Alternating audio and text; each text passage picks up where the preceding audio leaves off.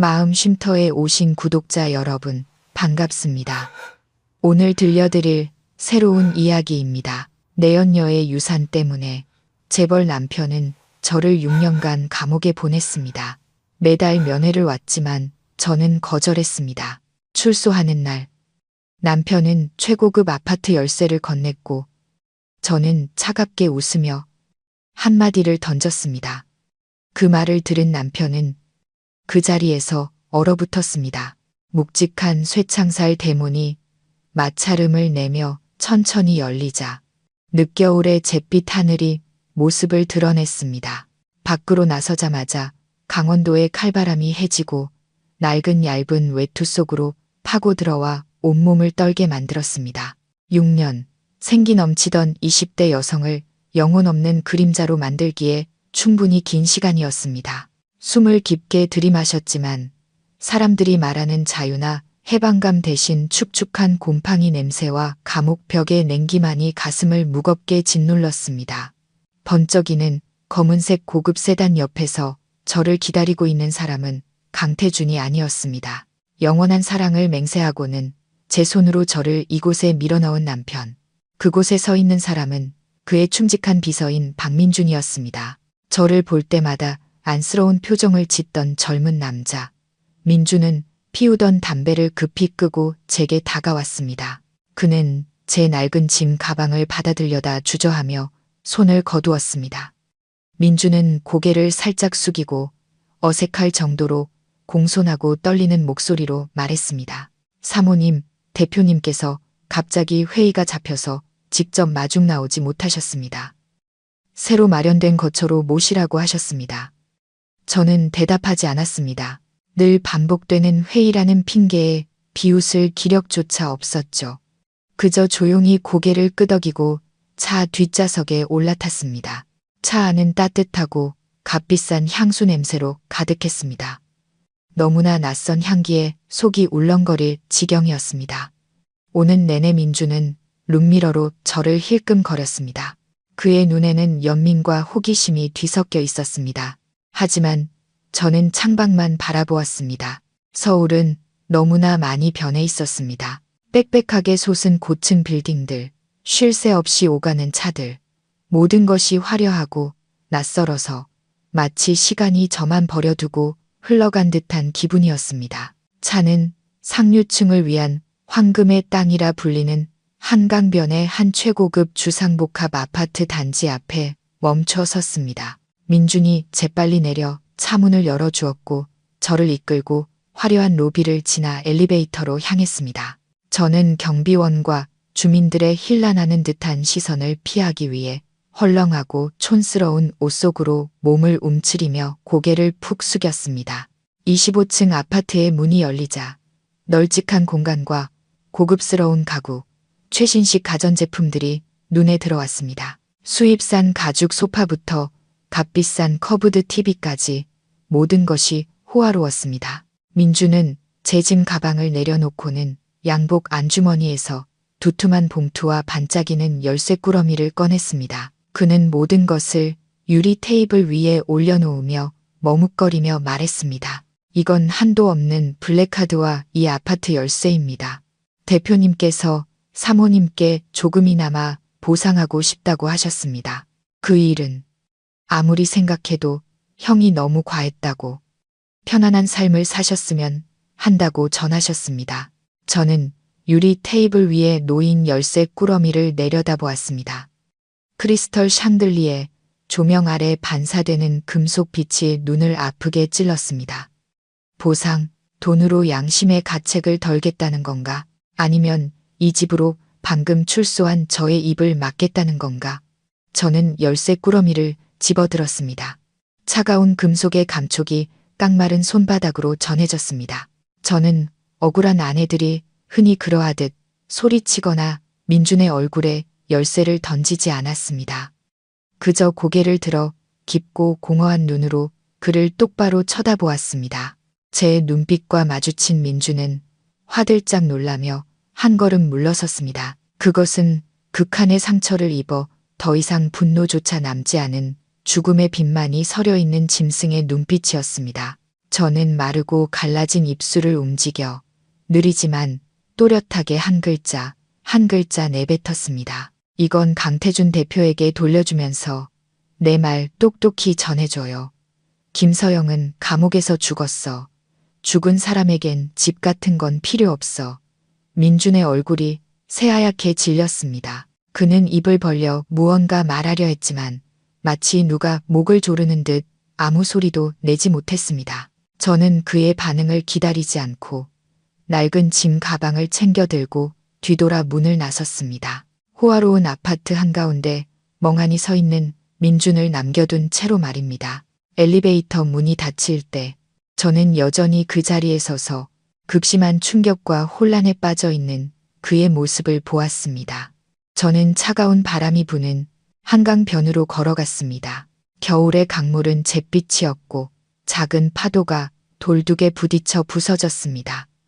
저는 그곳에 서 있었습니다. 칼바람이 몸을 파고들었지만 이미 오래전에 심장이 얼어붙어 더는 춥지 않았습니다. 저는 손을 펴 열쇠 꾸러미와 블랙카드를 마지막으로 한 번 본 뒤 힘껏 휘둘러 검고 깊은 강물 속으로 던져버렸습니다. 첨벙 하는 소리가 메마르게 울려 퍼지더니 이내 사라졌습니다. 마치 제 인생처럼 제 희망처럼 모든 것이 깊은 물속으로 가라앉아 버렸습니다. 저는 등을 돌려 바쁜 인파 속으로 섞여 들어갔습니다.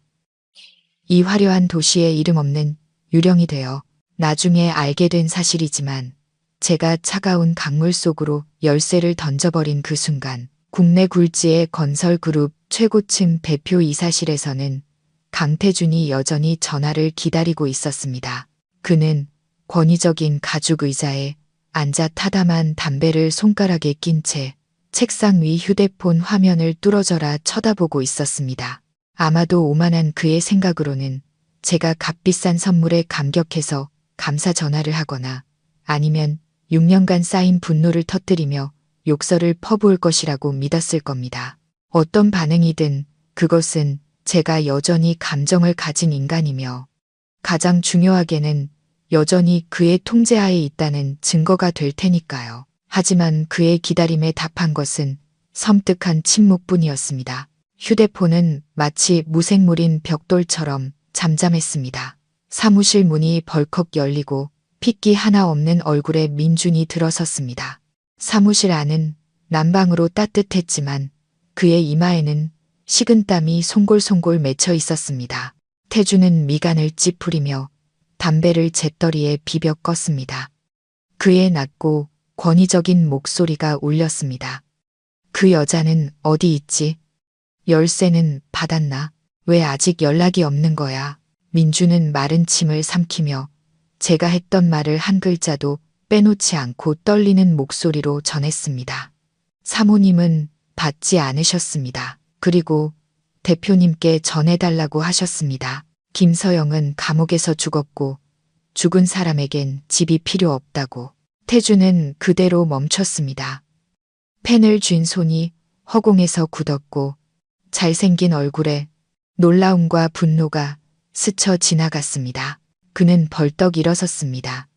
손에 들고 있던 담배가 바닥에 떨어져 값비싼 카펫 한쪽을 태웠지만 그는 전혀 알아차리지 못했습니다. 그 여자가 감히 그런 말을 해? 그래서 어디로 갔지? 태준이 소리치자 그 기세에 민주는 소스라치게 놀랐습니다. 민주는 고개를 푹 숙이고 기어들어가는 목소리로 답했습니다. 모든 걸 한강에 던져버리고는 사라지셨습니다. 제가 따라잡을 수 없었습니다. 마치 증발해 버린 것처럼요. 태주는 책상을 주먹으로 세게 내리쳤습니다. 거대한 소리가 넓은 사무실에 울려 퍼졌습니다. 그는 한때 자신을 위해 청춘을 바칠 만큼 사랑했고 믿어달라고 무릎 꿇고 애원했던 여자가 이제 와서 이렇게 냉정하고 단호할 수 있다는 사실을 믿을 수 없었습니다. 성공한 남자의 자존심에 상처를 입은 태주는 즉시 부하들에게 저를 찾아내라고 명령했습니다. 하지만 저는 이미 거대한 인파 속에 휩쓸려 사라진 한 톨의 모래알처럼 아무런 흔적도 남기지 않았습니다. 저의 실종은 태준의 마음에 박힌 가시가 되어 그를 불안하게 만들기 시작했습니다. 그 자신도 이름 붙일 수 없는 모호한 불안감이었습니다. 그는 제가 교도소에서 보낸 마지막 2년 동안, 즉 그가 면회 금지를 당해 저와 완전히 연락이 끊겼던 기간 동안 무슨 일이 있었는지 다시 조사하기 시작했습니다. 며칠 후 두툼한 병원 기록 서류, 뭉치가 태준의 책상 위에 놓였습니다. 그 안에 담긴 건조한 글자들은 마치 칼날처럼 그의 심장을 도려냈습니다. 태준은 떨리는 손으로 한 장 한 장 넘겼습니다. 그는 2년 전 제가 손목을 그어 자살을 시도했던 것이 단지 제가 너무 약하고 사랑에 매달려 죽음으로 그의 동정을 얻으려 한 것이라고 생각했습니다. 하지만 서류에 드러난 적나라한 진실은 그가 상상했던 것보다 수천 배는 더 잔혹했습니다. 알고 보니 저는 사랑 때문에 죽으려 한 것이 아니었습니다. 저는 교도소 목욕탕에서 여자 재소자 무리에게 집단 폭행을 당했습니다. 그들은 저를 무자비하게 폭행했을 뿐만 아니라 돌아가신 할머니의 유일한 유품이자 제 목숨처럼 여기던 낡은 옥반지까지 빼앗아갔습니다. 극한의 절망 속에서 마지막 희망마저 빼앗긴 저는 이성을 잃고 말았습니다. 저는 야생 짐승처럼 그들에게 달려들어 물어뜯었습니다. 주동자의 귀를 물고 늘어져 피투성이 살점을 뜯어냈습니다. 그 끔찍한 싸움으로 인해 저는 한 달 동안 빛 한 점, 사람 소리 하나 없는 독방에 갇히는 징계를 받았습니다. 오직 어둠과 고독만이 저를 감쌌습니다. 바로 그 지옥 같은 시간 속에서 제 정신은 완전히 무너져 내렸습니다. 저는 극심한 우울증과 외상 후 스트레스 장애를 겪으며 점차 언어 능력까지 잃어갔습니다. 태준은 서류 뭉치를 떨어뜨렸습니다. 그는 의자에 털썩 주저앉아 허공을 멍하니 바라보았습니다. 6년 만에 처음으로 그는 온몸의 세포 하나하나에 스며드는 공포를 느꼈습니다. 그는 자신이 유약하다고 생각했던 아내가 그 운명의 밤에 정말로 죽어버렸다는 것을 깨달았습니다. 돌아온 것은 영혼이 텅 빈 껍데기뿐이었습니다. 결코 치유될 수 없는 마음의 상처를 짊어진 채로, 그리고 이 모든 비극을 초래한 사람은 다름 아닌 바로 그 자신이었습니다. 내연녀의 거짓말을 믿고 저를 호랑이 굴로 밀어넣은 장본인 태준은 머리를 감싸 쥐었습니다.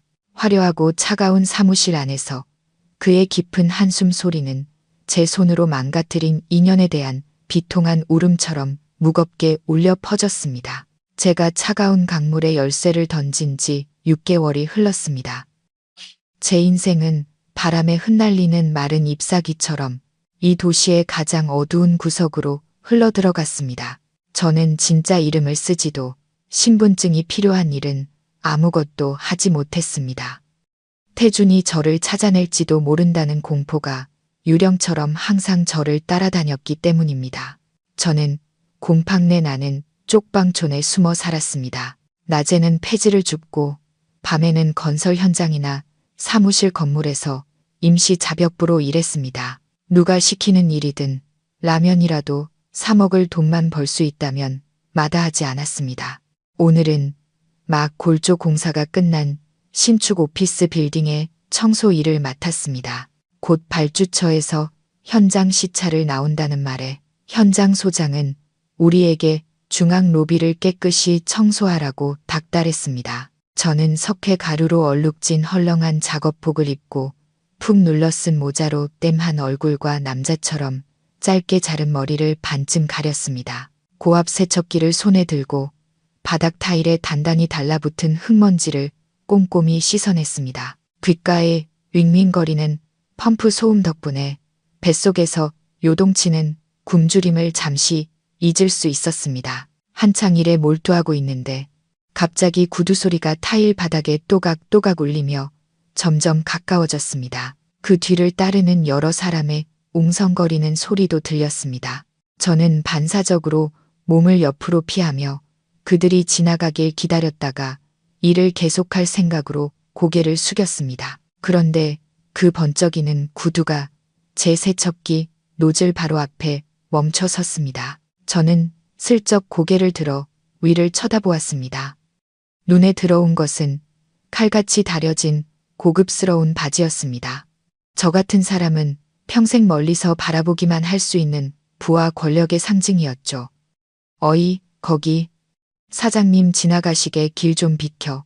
현장 관리인이 소리쳤지만 제가 움직이기도 전에 심장이 멎칠 듯 익숙한 낮고 굵은 목소리가 들려왔습니다. 잠깐, 그 남자는 한 걸음 다가와 몸을 숙였습니다. 그는 모자챙 아래 얼룩진 제 얼굴을 확인하려는 듯 했습니다. 저는 온몸을 떨며 공포에 휩싸였습니다. 뒤돌아 도망치고 싶었지만 두 발이 축축한 바닥에 뿌리 내린 듯 꼼짝도 하지 않았습니다. 강태준. 여전히 그는 오만한 대표이사다운 잘생기고 세련된 모습이었습니다. 하지만 지금 저를 보는 그의 눈빛은 경악과 불신으로 가득 차 있었습니다. 그는 감정에 북받쳐 갈라진 목소리로 간신히 내뱉었습니다. 서영 씨, 맞죠? 저는 피가 나도록 입술을 깨물며 목구멍까지 차오르는 울음을 삼키려 애썼습니다. 저는 미친 듯이 고개를 저으며 뒷걸음질쳐 도망치려 했지만 태준이 더 빨랐습니다. 그는 달려들어 뼈만 앙상하게 남은 제 손목을 단단히 붙잡았습니다. 그의 손은 따뜻했지만 지금 저에게는 과거 교도소에서 붙잡히고 신문당하던 고통스러운 기억을 되살리는 뜨겁게 달군 쇠집게나 다름없었습니다. 태준은 공사장의 바람소리 사이로 갈라진 목소리로 외쳤습니다. 나를 아주 제대로 피했군. 당신 꼴 좀 봐. 이게 사람 사는 모습이야. 어쩌다 이 지경까지 된 거야? 그의 손길, 그의 숨결, 모든 것이 오랫동안 억눌려 왔던 제 안의 화약고에 불을 붙였습니다. 극한의 공포는 순식간에 막다른 길에 몰린 짐승의 광기 어린 저항으로 변했습니다. 저는 아무 말도 하지 않았습니다. 해명하지도 애원하지도 않았습니다. 손목을 세게 뿌리치려 했지만 소용없었습니다. 공황 상태에 빠진 저는 손에 들고 있던 고압 세척기를 태준에게 똑바로 겨눴습니다. 쏴악! 엄청난 수압의 차가운 물줄기가 그의 값비싼 양복과 잘생긴 얼굴, 그리고 그의 오만함을 향해 그대로 쏟아졌습니다. 주변 사람들은 경악하며 비명을 질렀고 경호원 몇몇이 저를 제압하려 달려들었지만 태준은 손을 들어 그들을 막았습니다.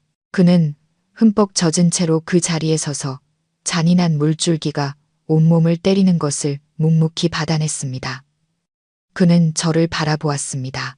붉게 충혈된 그의 눈은 조금도 피하지 않았습니다. 마치 이 육체적 고통으로 자신의 마음을 찢는 죄책감을 조금이나마 덜어내고 싶다는 듯이 저는 그를 보았습니다. 손은 여전히 세척기의 방아쇠를 꽉 쥐고 있었지만 제 눈물은 이미 얼굴에 흙탕물과 섞여 짜고 쓰디쓴 맛을 내고 있었습니다. 태준은 생쥐꼴이 된 자신의 모습은 아랑곳하지 않고 젖은 머리카락을 쓸어 넘겼습니다. 피곤함이 묻어나는 그의 이마에는 깊은 주름이 새겨져 있었습니다. 그는 멍하니 서 있는 경호원들에게 차가운 목소리로 지시했지만 저를 보는 눈빛만은 형언할 수 없는 슬픔으로 가득했습니다. 저 여자 차에 태워서 사무실로 데려가. 저는 소리치며 발버둥 쳤지만 병약한 여자의 힘으로 거구의 경호원 2명을 당해낼 수는 없었습니다. 그들은 저를 쓰레기 포대처럼 질질 끌고 가 대기하고 있던 고급 세단에 밀어 넣었습니다. 밀폐된 공간 안에서 가죽 시트 냄새와 제 몸에서 나는 곰팡내가 뒤섞여 기이한 악취를 풍겼고 저는 좌석 구석에서 더욱 몸을 웅크렸습니다. 대표이사실에 도착한 태준은 옷을 갈아입지도 않고 제게 깨끗한 수건을 던져주었습니다. 그는 맞은편 의자에 앉았습니다. 그의 옷에서 떨어진 물이 번쩍이는 바닥에 뚝뚝 떨어졌지만 그는 신경 쓰지 않는 듯 했습니다. 그는 탐색과 무력감이 뒤섞인 눈빛으로 저를 보더니 두툼한 서류 뭉치를 제 쪽으로 밀었습니다. 서류 표지에 인쇄된 생태 휴양 리조트 개발 계획이라는 글자와 함께 외곽 지역의 익숙한 지도가 눈에 들어왔습니다. 저는 깜짝 놀라 심장이 거세게 뛰기 시작했습니다. 그곳은 제 고향 마을의 공동묘지로 할머니가 잠들어 계신 곳이었습니다. 저는 경계심과 두려움 가득한 눈으로 태준을 쳐다보았습니다. 태준은 천천히 서류를 펼쳐 지도 위에 붉은 점을 가리켰습니다.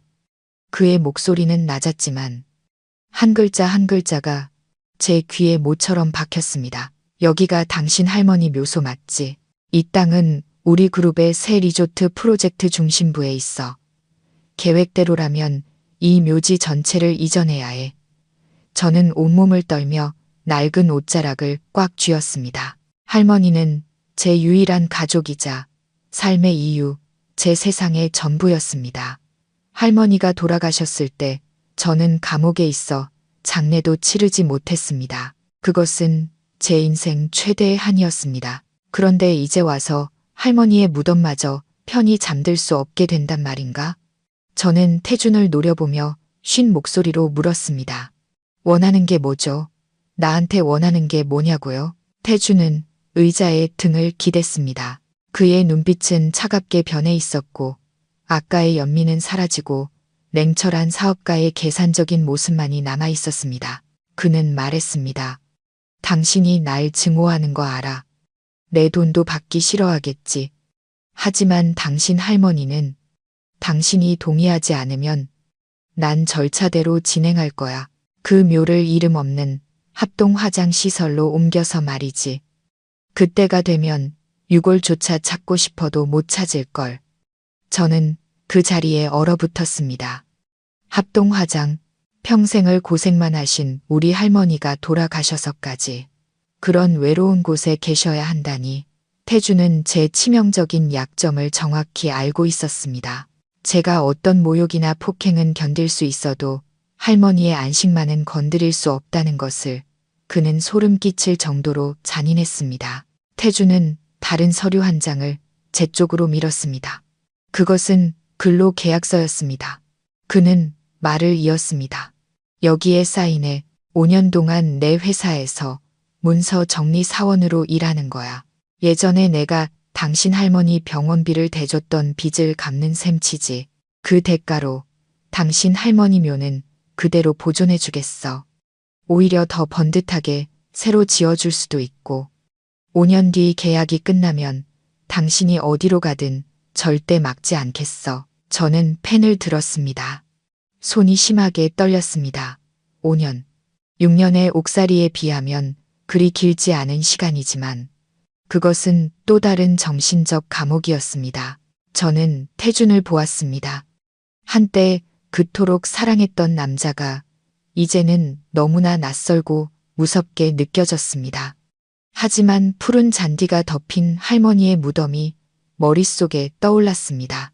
저는 굴복할 수밖에 없었습니다. 저는 이를 악물고 계약서에 제 이름을 서명했습니다. 마치 두 번째로 악마에게 영혼을 파는 기분이었습니다. 돈 때문이 아니라 돌아가신 분의 평안을 위해서. 태준은 계약서를 집어들었습니다. 그의 입가에 옅은 미소가 번졌지만 그 눈빛 깊은 곳에서는 억눌린 고통이 스쳐 지나가는 것을 보았습니다. 그는 말했습니다. 좋아. 내일부터는 내 별장으로 와서 지내. 이상한 생각은 말고 그냥 일이 편하도록 그러는 거니까. 태준의 별장은 작은 언덕 위에 외따로 떨어져 있었습니다. 주변은 울창한 고목들로 둘러싸여 있어 으스스할 정도로 고요하고 쓸쓸한 분위기를 자아냈습니다. 민준이 저를 그곳으로 데려온 것은 해질녘이었습니다.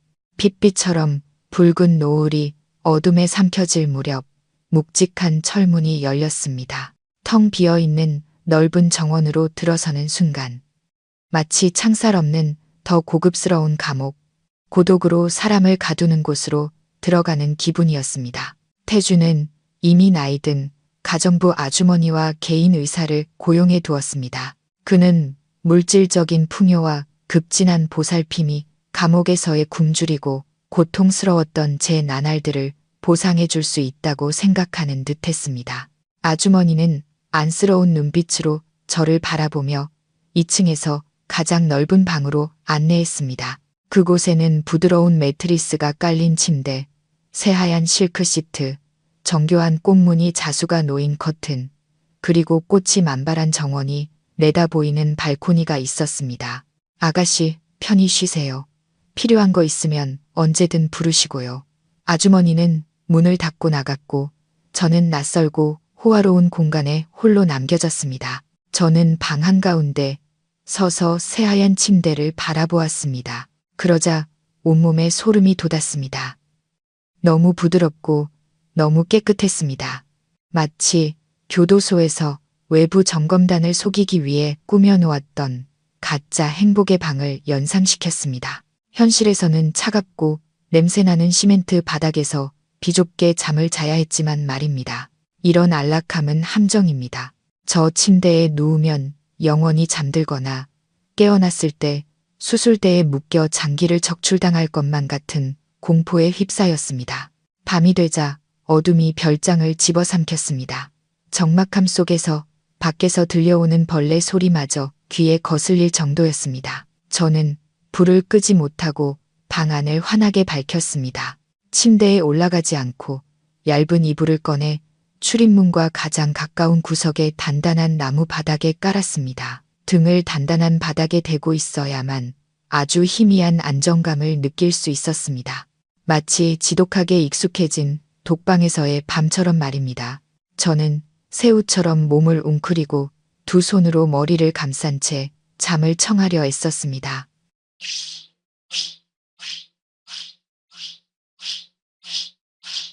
하지만 눈을 감기만 하면 끔찍한 악몽이 덮쳐왔습니다.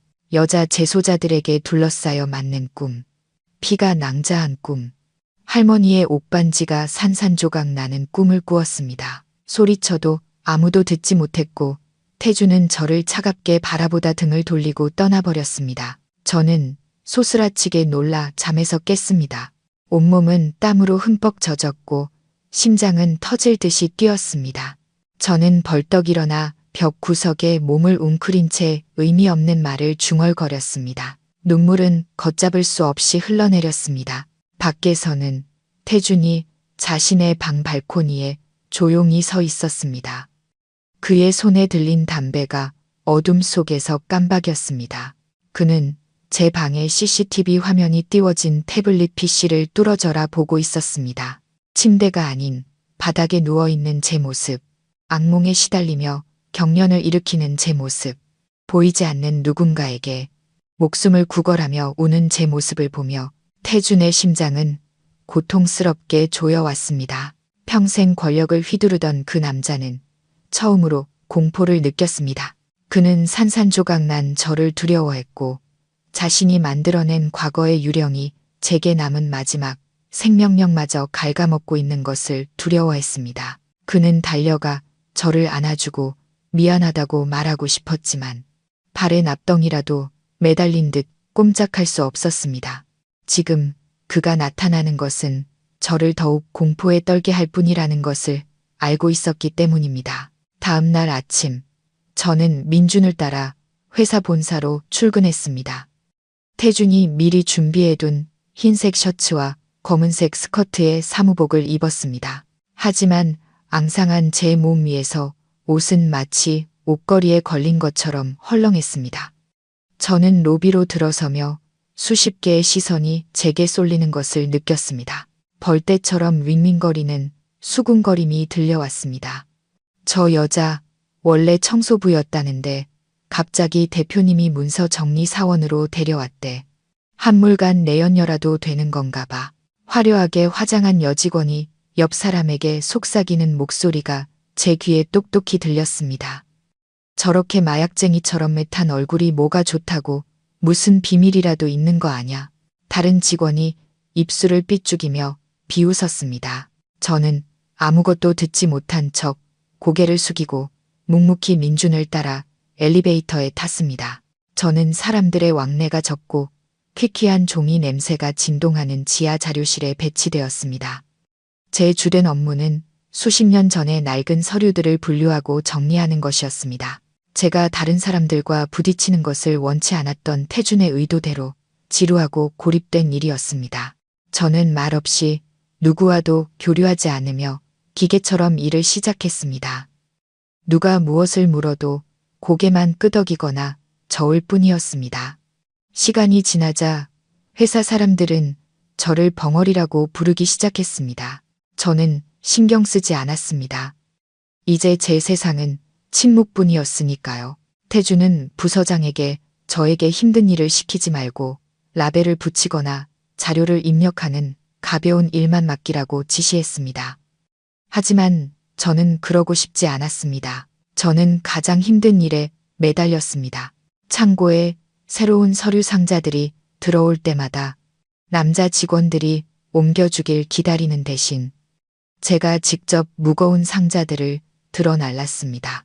저는 이를 악물고 몸을 일으켰습니다. 깡마른 팔에는 푸른 힘줄이 돋았고 등은 땀으로 흠뻑 젖었습니다. 근육이 긴장하고 척추에서 찌르는 듯한 통증이 느껴질 때마다 저는 기묘한 만족감을 느꼈습니다. 육체의 고통은 저를 찢어놓는 정신적 고통을 잠시 잊게 해주었고 제가 여전히 살아있다는 것을 느끼게 해주었습니다. 비록 벌레처럼 보잘것없는 삶일지라도 말입니다. 한 번은 태준이 예고 없이 내려와 점검을 하다가 제 몸집보다 2배는 큰 서류 상자를 힘겹게 들고 있는 저를 발견했습니다. 그는 화가 나서 달려와 제 손에서 상자를 빼서 쿵 소리가 나게 바닥에 내동댕이 쳤습니다. 그는 분노로 얼굴이 붉어진 채 소리쳤습니다. 지금 뭐 하는 짓이야? 내가 당신을 막노동시키려고 고용한 줄 알아? 왜 내 말을 안 듣는 거냐고. 저는 거친 숨을 몰아쉬며 서 있었습니다. 땀으로 젖은 머리카락이 이마에 달라붙어 있었습니다. 저는 그를 쳐다보았습니다. 두려움도 원망도 없는 이상할 정도로 평온한 눈빛으로. 저는 주머니에서 작은 메모지를 꺼내 급히 몇 자 적어 그에게 건넸습니다. 나는 빚을 갚는 중이에요. 동정하지 마세요. 당신의 동정은 구역질 나니까. 태주는 메모지를 받아들었습니다. 그의 손이 심하게 떨렸습니다. 그는 저를 노려보았습니다. 마치 저를 산채로 잡아먹을 듯한 눈빛이었지만 이내 무력하게 2 팔을 늘어뜨렸습니다. 그는 제가 스스로를 잔인하게 대함으로써 그와 제 자신 모두를 벌하고 있다는 것을 깨달았습니다. 그는 등을 돌려 떠났습니다. 복도를 울리는 그의 발걸음 소리는 무겁고 고통스러웠습니다. 저는 차가운 창고에 홀로 남아 다시 허리를 굽혀 서류 상자를 들고 섬뜩한 침묵 속으로 묵묵히 걸어 들어갔습니다. 지하 자료실에서의 나날은 숨막히는 정적 속에서 흘러갔습니다. 저는 먼지 쌓인 서류장들 사이에 숨어 지내며 위층의 화려하고 잔인한 세상과 영원히 동떨어진 투명 인간으로 살아갈 줄 알았습니다. 하지만 그 거짓된 평화는 오래가지 못했습니다. 장대비가 쏟아지던 어느 날 오후 자료실 문이 갑자기 벌컥 열리며 도도하고 도전적인 하이힐 소리가 바닥에 울려 퍼졌습니다. 들어온 사람은 태준의 약혼 여인 최유라였습니다. 저는 신문 기사에서 그녀를 본 적이 있었습니다. 유력 정치인의 애지중지하는 딸로 아름답고 세련되며 기품이 넘쳤습니다. 유라는 몸에 꼭 맞는 크림색 명품 원피스를 입고 어깨에는 모피 코트를 걸치고 있었습니다. 진한 향수 냄새가 코를 찔렀고 익숙했던 퀴퀴한 종이 냄새를 압도했습니다. 그녀는 마치 미운 오리떼 속에 백조처럼 눈부시게 서서 초라한 방안을 날카로운 눈으로 훑어보다가 제게 시선을 고정했습니다. 저는 바닥에 주저앉아 서류를 분류하고 있었고 손은 잉크먼지로 더러워져 있었습니다. 유라를 보고도 저는 고개만 살짝 들었다가 다시 하던 일에 집중했습니다. 마치 그녀가 없는 사람인 것처럼 저의 무관심이 유라의 심기를 건드린 듯 했습니다. 그녀는 가까이 다가왔습니다. 바닥을 치는 구두굽 소리가 마치 망치로 고막을 때리는 것처럼 날카로웠습니다. 유라는 제 앞에 우뚝 서서 그녀의 그림자가 저를 뒤덮었습니다. 그녀는 꿀처럼 달콤하지만 비아냥거림이 가득한 목소리로 말했습니다.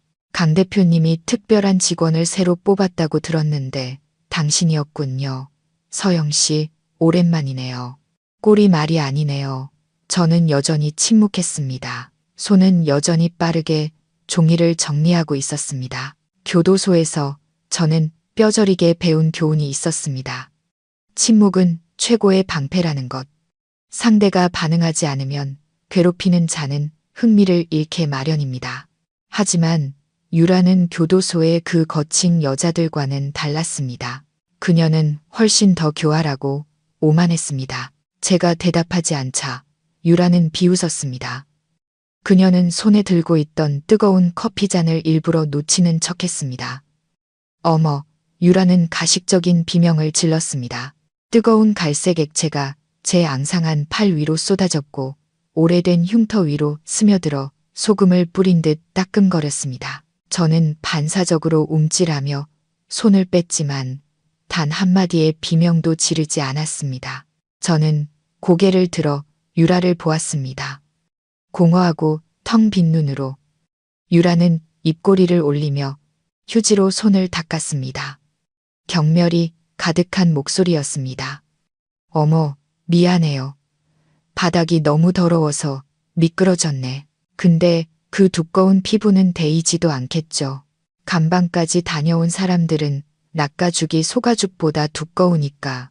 저는 말없이 일어났습니다. 방구석에 있던 낡은 걸레를 가져왔습니다. 저는 무릎을 꿇고 바닥에 쏟아진 커피 자국을 천천히 닦았습니다. 그녀가 비키지 않자 그녀의 비싼 구두 위까지 닦았습니다. 저의 행동, 그 무감각할 정도의 순종에 유라는 당황했습니다. 그녀는 제가 울거나 대들거나 최소한 화를 내기를 기대했을 겁니다. 하지만 아니었습니다. 저는 그녀를 공기처럼 무의미한 먼지처럼 취급했습니다. 저의 침묵은 그 어떤 욕설보다도 날카로운 무기가 되어 유라의 높은 자존심을 짓밟았습니다. 유라는 분한 듯 발을 구르며 쿵 돌아 나가버렸습니다. 저는 팔에 붉게 부어오르기 시작하는 화상 자국과 함께 홀로 남겨졌습니다. 다음 날 점심시간. 모두가 구내식당으로 몰려갈 때 저는 평소처럼 사무실에 남아 가져온 마른 빵을 씹고 있었습니다. 그런데 오늘따라 태준이 나타났습니다. 그는 자료실 문 앞에 서 있었습니다. 그의 세련된 정장은 이 비좁은 공간과 전혀 어울리지 않았습니다. 그의 시선이 제 팔의 붉은 자국에 머물렀고 미간을 살짝 찌푸렸지만 아무것도 묻지 않았습니다. 그는 그저 퉁명스럽게 말했습니다. 구내식당으로 내려가서 밥 먹어. 직원 학대한다는 소리 듣기 싫으니까. 저는 고개를 저어 거절하려 했지만 태준의 단호한 표정을 보고 선택의 여지가 없다는 것을 알았습니다. 저는 최대한 거리를 둔 채 그의 뒤를 묵묵히 따라갔습니다. 회사의 구내식당은 시끄럽고 활기찼습니다. 진한 음식 냄새의 위가 뒤틀리기 시작했습니다. 태준은 구석진 자리를 골랐습니다. 그는 제게 고기와 생선이 가득한 식판과 특히 김이 모락모락 나는 돼지고기 김치찌개를 가져다 주었습니다. 먹어. 태준이 제 쪽으로 식판을 밀었습니다. 명령조였지만 어딘가 기대하는 듯한 느낌도 있었습니다. 너무 말랐어. 기운 차리게 좀 먹어도. 저는 기름진 김치찌개를 보았습니다. 푹 익은 돼지고기 덩어리들이 붉은 국물 위에 둥둥 떠 있었습니다. 진한 돼지고기 냄새가 코를 찔렀고 교도소에서 억지로 묻어두었던 가장 끔찍한 기억을 되살렸습니다. 저는 동료 재소자들에게 설거지물과 화장실 오물이 섞인 잔반을 강제로 먹어야 했던 적이 있었습니다. 그들은 그것을 특식이라고 부르며 맞기 싫으면 다 먹으라고 강요했습니다.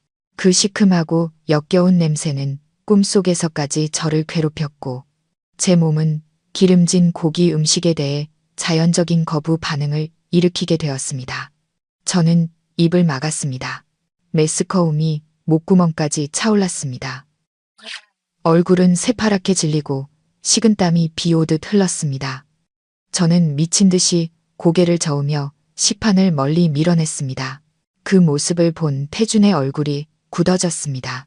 그는 제가 일부러 자신의 호의를 거부하고 반항한다고 생각했습니다. 그는 쾅 소리가 나게 식탁을 내리치며 소리쳤습니다. 당장 먹어. 굶어 죽어서 나한테 시위라도 하겠다는 거야. 내가 죽게 내버려 둘 줄 알아? 태준의 고함 소리에 주변 사람들이 모두 돌아보았습니다. 저는 공포에 질려 손발이 사시나무처럼 떨렸습니다. 태준은 숟가락으로 김치찌개를 떠서 제 입에 억지로 밀어넣으려 했습니다. 코앞까지 다가온 고기 냄새는 마지막 한 방울이었습니다. 저는 더 이상 참을 수 없었습니다.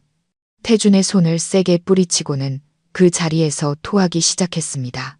위에서 올라온 시큼한 위액이 바닥과 태준의 옷 위로 쏟아졌습니다. 저는 초록색 쓸개즙까지 다 토해내고 고통에 몸을 웅크렸습니다. 태준은 그 자리에 얼어붙었습니다. 찌개 그릇은 바닥에 떨어져 산산조각 났고 국물이 사방으로 튀었습니다. 민준이 급히 달려와 의사가 경고했던 제 섭식 장애에 대해 태준의 귓가에 속삭였습니다. 태준의 얼굴빛이 변했습니다. 분노는 경악으로 그리고 이내 극한의 후회로 바뀌었습니다. 그는 저를 부축하려 손을 뻗으며 떨리는 목소리로 말했습니다. 미안해, 난 몰랐어. 저는 그의 손을 뿌리쳤습니다. 비틀거리며 일어나 소매자락으로 입가에 침을 닦았습니다. 저는 붉게 충혈된 눈으로 지치고 환멸에 찬 표정으로 그를 보았습니다. 저는 바람이 낡은 문틈을 스치는 소리처럼 쉰 목소리로 간신히 말했습니다. 누구 보라고 연기하는 거예요? 당신의 친절이 교도소의 매질보다 더 무서워요. 그 말을 남기고 저는 비틀거리며 걸어 나갔습니다. 엉망진창이 된 자리와 사람들의 호기심 어린 시선, 그리고 양심의 가책이라는 섬뜩한 침묵 속에 태준을 홀로 남겨둔 채로 제가 강태준의 회사에 다시 출근했다는 소식은 그의 어머니 귀에 금방 들어갔습니다. 아마도 약혼녀 유라가 말했거나 회사 내 걸어 다니는 CCTV들이 퍼뜨렸을 겁니다. 과거 날카롭고 무서웠던 도시 여성 태준의 어머니는 다음날 아침 회사로 득달같이 달려왔습니다. 그녀는 대표이사실로 아들을 찾아가지 않고 제가 일하는 지하 자료실로 곧장 내려왔습니다. 마치 불륜 현장을 덮치러 온 사람처럼 기세등등했습니다. 자료실 문이 또 한 번 거칠게 열렸습니다. 태준의 어머니가 명품 가방을 들고 금반지를 가득 낀 손가락으로 제 얼굴을 가리키며 서 있었습니다. 그녀의 날카로운 목소리가 복도 전체에 울려 퍼졌습니다. 이 불효우 같은 년, 내가 아직도 강태준한테 붙어먹을 낯짝이 남아있어? 내 아들 인생 망친 걸로는 부족해? 이 재수 없는 전과자년. 언제까지 우리 집안에 애군을 끼칠 셈이야. 저는 서류 상자를 봉할 박스 테이프를 자르기 위해 커터칼을 들고 있었습니다. 그녀의 욕설을 듣고 손이 잠시 멈칫했지만 떨리지는 않았습니다. 저는 고개를 들어 태준의 어머니를 보았습니다. 한때 저에게 무릎 꿇고 바닥을 닦게 하고 제 밥그릇을 개밥그릇에 쏟아부었던 시어머니. 예전에는 그녀가 무서웠지만 지금 그녀를 보니 씁쓸한 실소만 나올 뿐이었습니다. 태준의 어머니는 제가 아무 말도 하지 않자 더욱 기세가 등등해졌습니다. 그녀는 제 뺨을 때리려고 달려들었습니다. 벙어리야? 아니면 그 불쌍한 표정으로 내 아들을 또 속이려는 거냐고. 당장 내 눈앞에서 꺼져. 반지가 끼워진 그녀의 손이 허공을 갈랐지만 제 뺨에 닿기 직전 멈춰섰습니다. 그녀는 눈을 동그랗게 뜨고 핏기 없는 얼굴로 뒷걸음질 치며 말을 더듬었습니다. 왜냐하면 제가 커터칼을 들었기 때문입니다. 하지만 저는 칼날을 그녀에게 향하지 않았습니다. 저는 날카로운 칼날을 얇은 피부 아래 맥박이 뛰는 제 목에 바짝 갖다 댔습니다. 저는 태준의 어머니를 보았습니다. 눈을 깜빡이지도 않고 아무런 감정도 없이 마치 죽은 생선의 눈처럼 텄만 눈으로 저는 아무 말도 하지 않고 그저 천천히 칼날로 살을 눌렀습니다. 선홍색 피 한 줄기가 흘러내려 하얀 셔츠 깃을 적셨습니다. 제 행동에는 망설임이 없었습니다. 협박도 아니었습니다. 언제든 이 목숨을 버릴 준비가 되어 있다는 뜻이었습니다. 마음속으로는 이미 죽은 저에게 육체의 죽음이 무엇이 두렵겠습니까? 너 미쳤구나. 태준의 어머니가 비명을 질렀습니다. 그녀의 목소리는 극심한 공포로 떨리고 있었습니다. 그녀는 누구도 이렇게까지 하는 것을 본 적이 없었습니다. 이런 미친 듯한 무모함을 본 적이 없었습니다. 그녀는 두려웠습니다. 제가 그녀를 해칠까봐 두려운 것이 아니라 눈앞에서 죽음을 목격해야 한다는 사실이 저 피가 자신의 명예와 호화로운 삶을 더럽힐 것이 두려웠습니다. 저는 그녀를 향해 한 걸음 다가갔습니다. 칼날은 여전히 목에 대고 있었고 피는 계속 흘러내렸습니다. 태준의 어머니는 공포에 질려 뒷걸음질 치다 제 발에 걸려 넘어질 뻔했습니다. 오지마, 오지마, 이 미친년아. 내가 갈게, 당장 갈게. 그녀는 평소에 고상한 귀부인 모습은 온데간데 없이 허둥지둥 돌아서서 도망쳤습니다. 복도에는 비틀거리는 하이힐 소리만이 요란하게 울려 퍼졌습니다.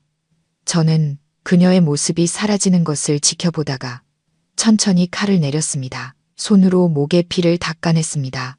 따끔한 통증이 제가 아직 살아있다는 사실을 상기시켜 주었습니다. 하지만 이 삶은 어찌나 이토록 고되고 무의미한지요. 연말 회사는 5성급 호텔에서 성대한 송년회를 열었고 태준은 저에게 반드시 참석하라고 강요했습니다. 전 직원이 모두 참석해야 한다는 것이 이유였습니다. 그날 오후 커다란 선물 상자가 자료실로 배달되었습니다. 안에는 부드러운 실크 소재의 등이 과감하게 파이고 반짝이는 보석이 박힌 아름다운 에메랄드빛 드레스가 들어 있었습니다. 그리고 태준의 짤막한 메모가 함께 있었습니다. 오늘 밤 이거 입어. 저는 비단 상자 안에 놓인 값비싼 드레스를 내려다보고 제 거칠고 굳은 살 박인 손을 보았습니다. 씁쓸한 아이러니를 느꼈습니다. 이 드레스는 피부가 하얗고 고운 귀족 아가씨들을 위한 것이지 저처럼 망가진 전과자를 위한 것이 아니었습니다. 하지만 저는 태준의 뜻을 거역할 수 없다는 것을 알았습니다. 저는 그의 손에 놀아나는 인형일 뿐 그가 줄을 당기는 대로 춤을 춰야 했습니다. 저는 좁은 직원 탈의실로 드레스를 가져가 헐렁한 옷을 벗었습니다. 거울 앞에 서서 그 안에 비친 제 맨몸을 보았습니다. 뼈만 앙상하게 드러난 몸, 창백한 피부, 그리고 가장 끔찍한 것은 온통 흉터로 뒤덮인 등이었습니다. 크고 작은 흉터들이 고통의 지도처럼 서로 얽혀 있었습니다. 교도관의 전기 충격기 자국도 있었고 동료 재소자들에게 쇠파이프로 맞은 자국도 있었습니다. 악몽 속에서 제 손으로 핥힌 자국도 있었습니다. 그것들은 제 살캐 위를 기어다니는 징그러운 지네들이었고 6년간의 지옥을 새겨놓은 낙인이었습니다. 저는 떨리는 손으로 드레스를 입었습니다.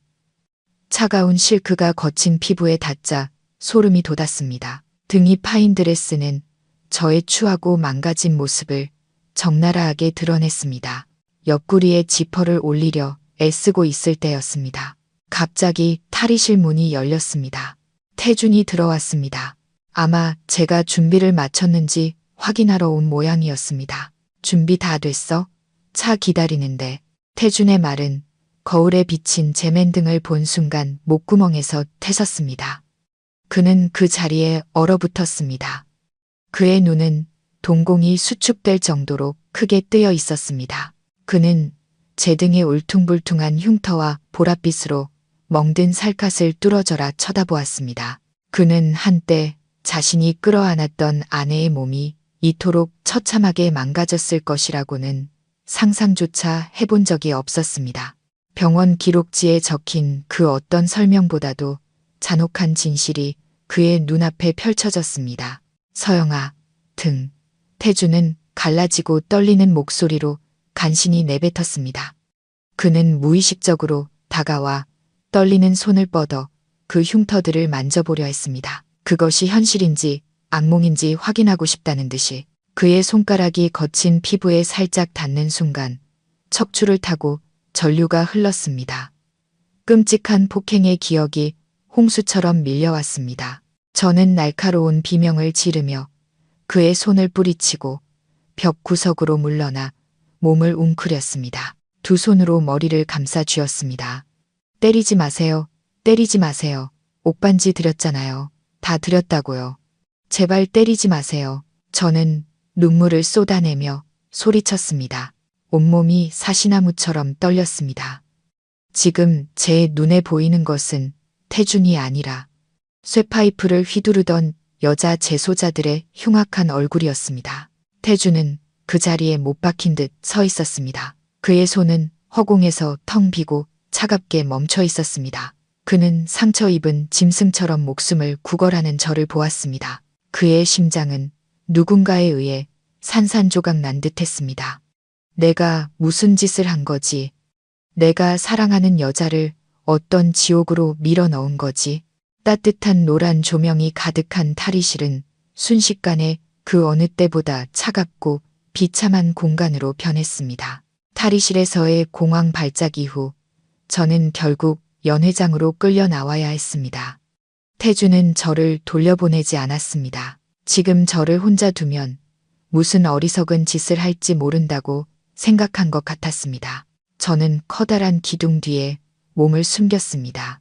등이 파인 값비싼 드레스는 이제 제 망가진 육신을 옥죄는 수혜처럼 느껴졌습니다. 화려한 샹들리의 조명, 쨍그랑거리는 술잔 소리, 상류층의 웃음소리, 이 모든 것이 저를 어지럽고 메스껍게 만들었습니다.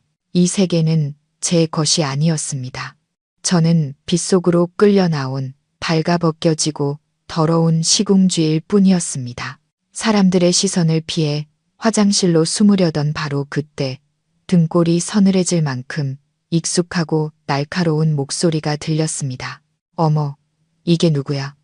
옛날에 날 밀어서 유산하게 만들었던 김서영 씨 아니야? 돌아보니 불처럼 강렬한 붉은 드레스를 입고 화려한 다이아몬드 목걸이를 한 여자가 서 있었습니다. 오수진이었습니다. 6년 만에 만난 그녀는 더욱 교활하고 농염해 보였습니다. 지금은 태준의 회사와 거래하는 큰 회사의 사모님이 되었다고 들었습니다. 수진은 제 머리부터 발끝까지 훑어보았습니다. 그녀의 시선은 제 반한 얼굴과 굳은 살 박인 손에 머물렀다가 이내 승리자의 여유로운 미소를 지었습니다. 처참하게 패배한 자를 내려다보는 미소였습니다. 저는 대답하지 않고 돌아서려 했지만 수진이 재빨리 앞을 가로막았습니다. 그녀는 저를 벽으로 밀어붙이고는 시끄러운 음악 소리를 틈타 제 귓가에 속삭였습니다. 그녀의 숨결에서 진한 와인 냄새가 풍겨왔습니다. 왜? 나 보니까 놀랐어. 아니면 6년 동안 억울하게 옥살이한 게 후회돼. 저는 고개를 들어 수진을 보았습니다. 제 눈은 공허하고 텅 비어 있었습니다. 그 모습에 수진은 더욱 흥미를 느낀 듯 했습니다. 그녀는 더 가까이 다가와 뱀의 독처럼 가볍지만 잔인한 목소리로 말했습니다. 비밀 하나 알려줄까? 6년 전 난 임신한 적 없어. 그날 흘러나온 피는 시장에서 사온 돼지피를 치마 주머니에 숨겨뒀던 것뿐이야. 제 귀가 먹먹해졌습니다. 주변의 모든 소리가 사라지고 오직 수진의 낄낄거리는 웃음소리만이 머릿속에 울려 퍼졌습니다. 돼지피? 고작 값싼 돼지피 한 봉지 때문에 제 6년의 청춘과 할머니, 그리고 인간으로서의 존엄성까지 모두 잃어버렸단 말인가? 저는 수진을 보았습니다. 그녀의 아름다운 얼굴은 아기로 뒤틀려 있었습니다. 가슴에 치명적인 칼을 맞은 것처럼 숨이 막혔습니다. 저는 수진의 예상과는 달리 그녀에게 달려들지도 소리치며 욕을 하지도 않았습니다. 제 머릿속은 독방에서의 밤들, 억울하게 맞았던 매질, 그리고 할머니의 외로운 무덤만이 가득했습니다. 너무나 큰 고통은 분노를 밖으로 표출하지 못하고 칼끝을 제 자신에게로 돌리게 했습니다. 저는 이 거짓된 세상과 제 자신의 어리석음이 역겨웠습니다. 저는 비틀거리며 뒤로 물러나다 세면대에 부딪혔습니다. 커다란 거울에 유령처럼 창백한 제 얼굴이 비쳤습니다. 저의 이상한 행동에 수지는 움찔하며 한 걸음 물러섰습니다. 갑자기 저는 두 손을 들어 날카로운 손톱으로 제 얼굴과 목을 미친 듯이 핥히기 시작했습니다. 이 더러운 살가죽을 찢어버리고 싶었습니다. 피가 터져 나와 옅은 화장과 뒤섞였습니다. 아프지 않았습니다. 오직 광적인 해방감만이 느껴졌습니다. 악, 이 미친년. 수지는 경악하며 소리치고는 밖으로 도망쳤습니다. 저는 상관하지 않았습니다. 저는 눈앞의 거울에 머리를 세게 박았습니다. 쨍그랑. 유리가 산산조각나며 날카로운 파편들이 제 이마를 베었습니다. 피가 눈으로 흘러내려 시야를 붉게 물들였습니다. 화장실 문이 부서지듯 열리고 태준이 뛰어들어왔습니다. 그는 물과 피로 흥건한 바닥에 주저앉아 피투성이가 된 얼굴로 유리 조각을 쥐고 손목을 그으려 하는 저를 보고 그 자리에 얼어붙었습니다. 그는 유리 조각이 신발과 손을 찌르는 것도 아랑곳하지 않고 달려와 저를 꽉 끌어안았습니다. 그의 목소리는 공포로 갈라져 있었습니다. 서영아, 멈춰. 지금 뭐 하는 거야? 제발 멈춰. 저는 그의 품에서 발버둥 쳤습니다. 미친 사람의 힘은 태준도 감당하기 어려울 정도였습니다. 저는 비명을 질렀습니다. 그것은 사람의 소리가 아니라 상처 입은 짐승의 울부짖음이었습니다. 저는 사람 안 밀었어요. 그 여자 안 밀었다고요. 그 여자한테 아기 돌려주세요. 저 어두운 방에 가두지 마세요. 할머니, 할머니, 저 좀 구해주세요. 태주는 저를 번쩍 안아들고 다른 사람들의 경악스러운 시선은 아랑곳하지 않은 채 밖으로 뛰쳐나갔습니다. 제 피가 그의 하얀 셔츠를 뜨겁고 비릿하게 적셨습니다. 정신이 혼미한 상태에서도 저는 태준의 옷을 꽉 붙잡았습니다. 손톱이 그의 살을 깊이 파고들었고 눈은 흰자위만 보일 정도로 뒤집혔습니다. 태준은 달리면서 울었습니다. 그 남자의 눈물이 제 얼굴에 피와 섞여 흘러내렸습니다. 제 헛소리를 들으며 그는 6년 동안 감춰져 있던 끔찍한 진실이 있다는 것을 어렴풋이 깨닫기 시작했습니다. 저는 하얗고 소독약 냄새가 진동하는 방에서 깨어났습니다. 제가 자해야 하는 것을 막기 위해 팔다리는 침대 난간에 억제대로 묶여 있었습니다. 의사는 고개를 저으며 태준에게 말했습니다. 환자는 심각한 우울증과 급성 정신 장애를 동반하고 있습니다. 자해 성향이 매우 강합니다. 몸에 있는 상처들을 보니 이번이 처음이 아닌 것 같군요. 태준은 방구석에 기댄 채 서 있었습니다. 하룻밤 사이에 그의 얼굴은 몹시 수척해져 있었습니다. 그는 침대에 누워있는 저를 보다가 서류 뭉치를 들고 막 들어온 민준에게 시선을 돌렸습니다. 민준은 태준의 눈을 감히 마주 보지 못했습니다. 그는 서류를 테이블 위에 올려놓으며 떨리는 목소리로 말했습니다. 대표님, 지시하신 대로 6년 전 오수진 씨의 의료 기록을 전부 재조사했습니다. 결과는 대표님께서 의심하신 대로였습니다.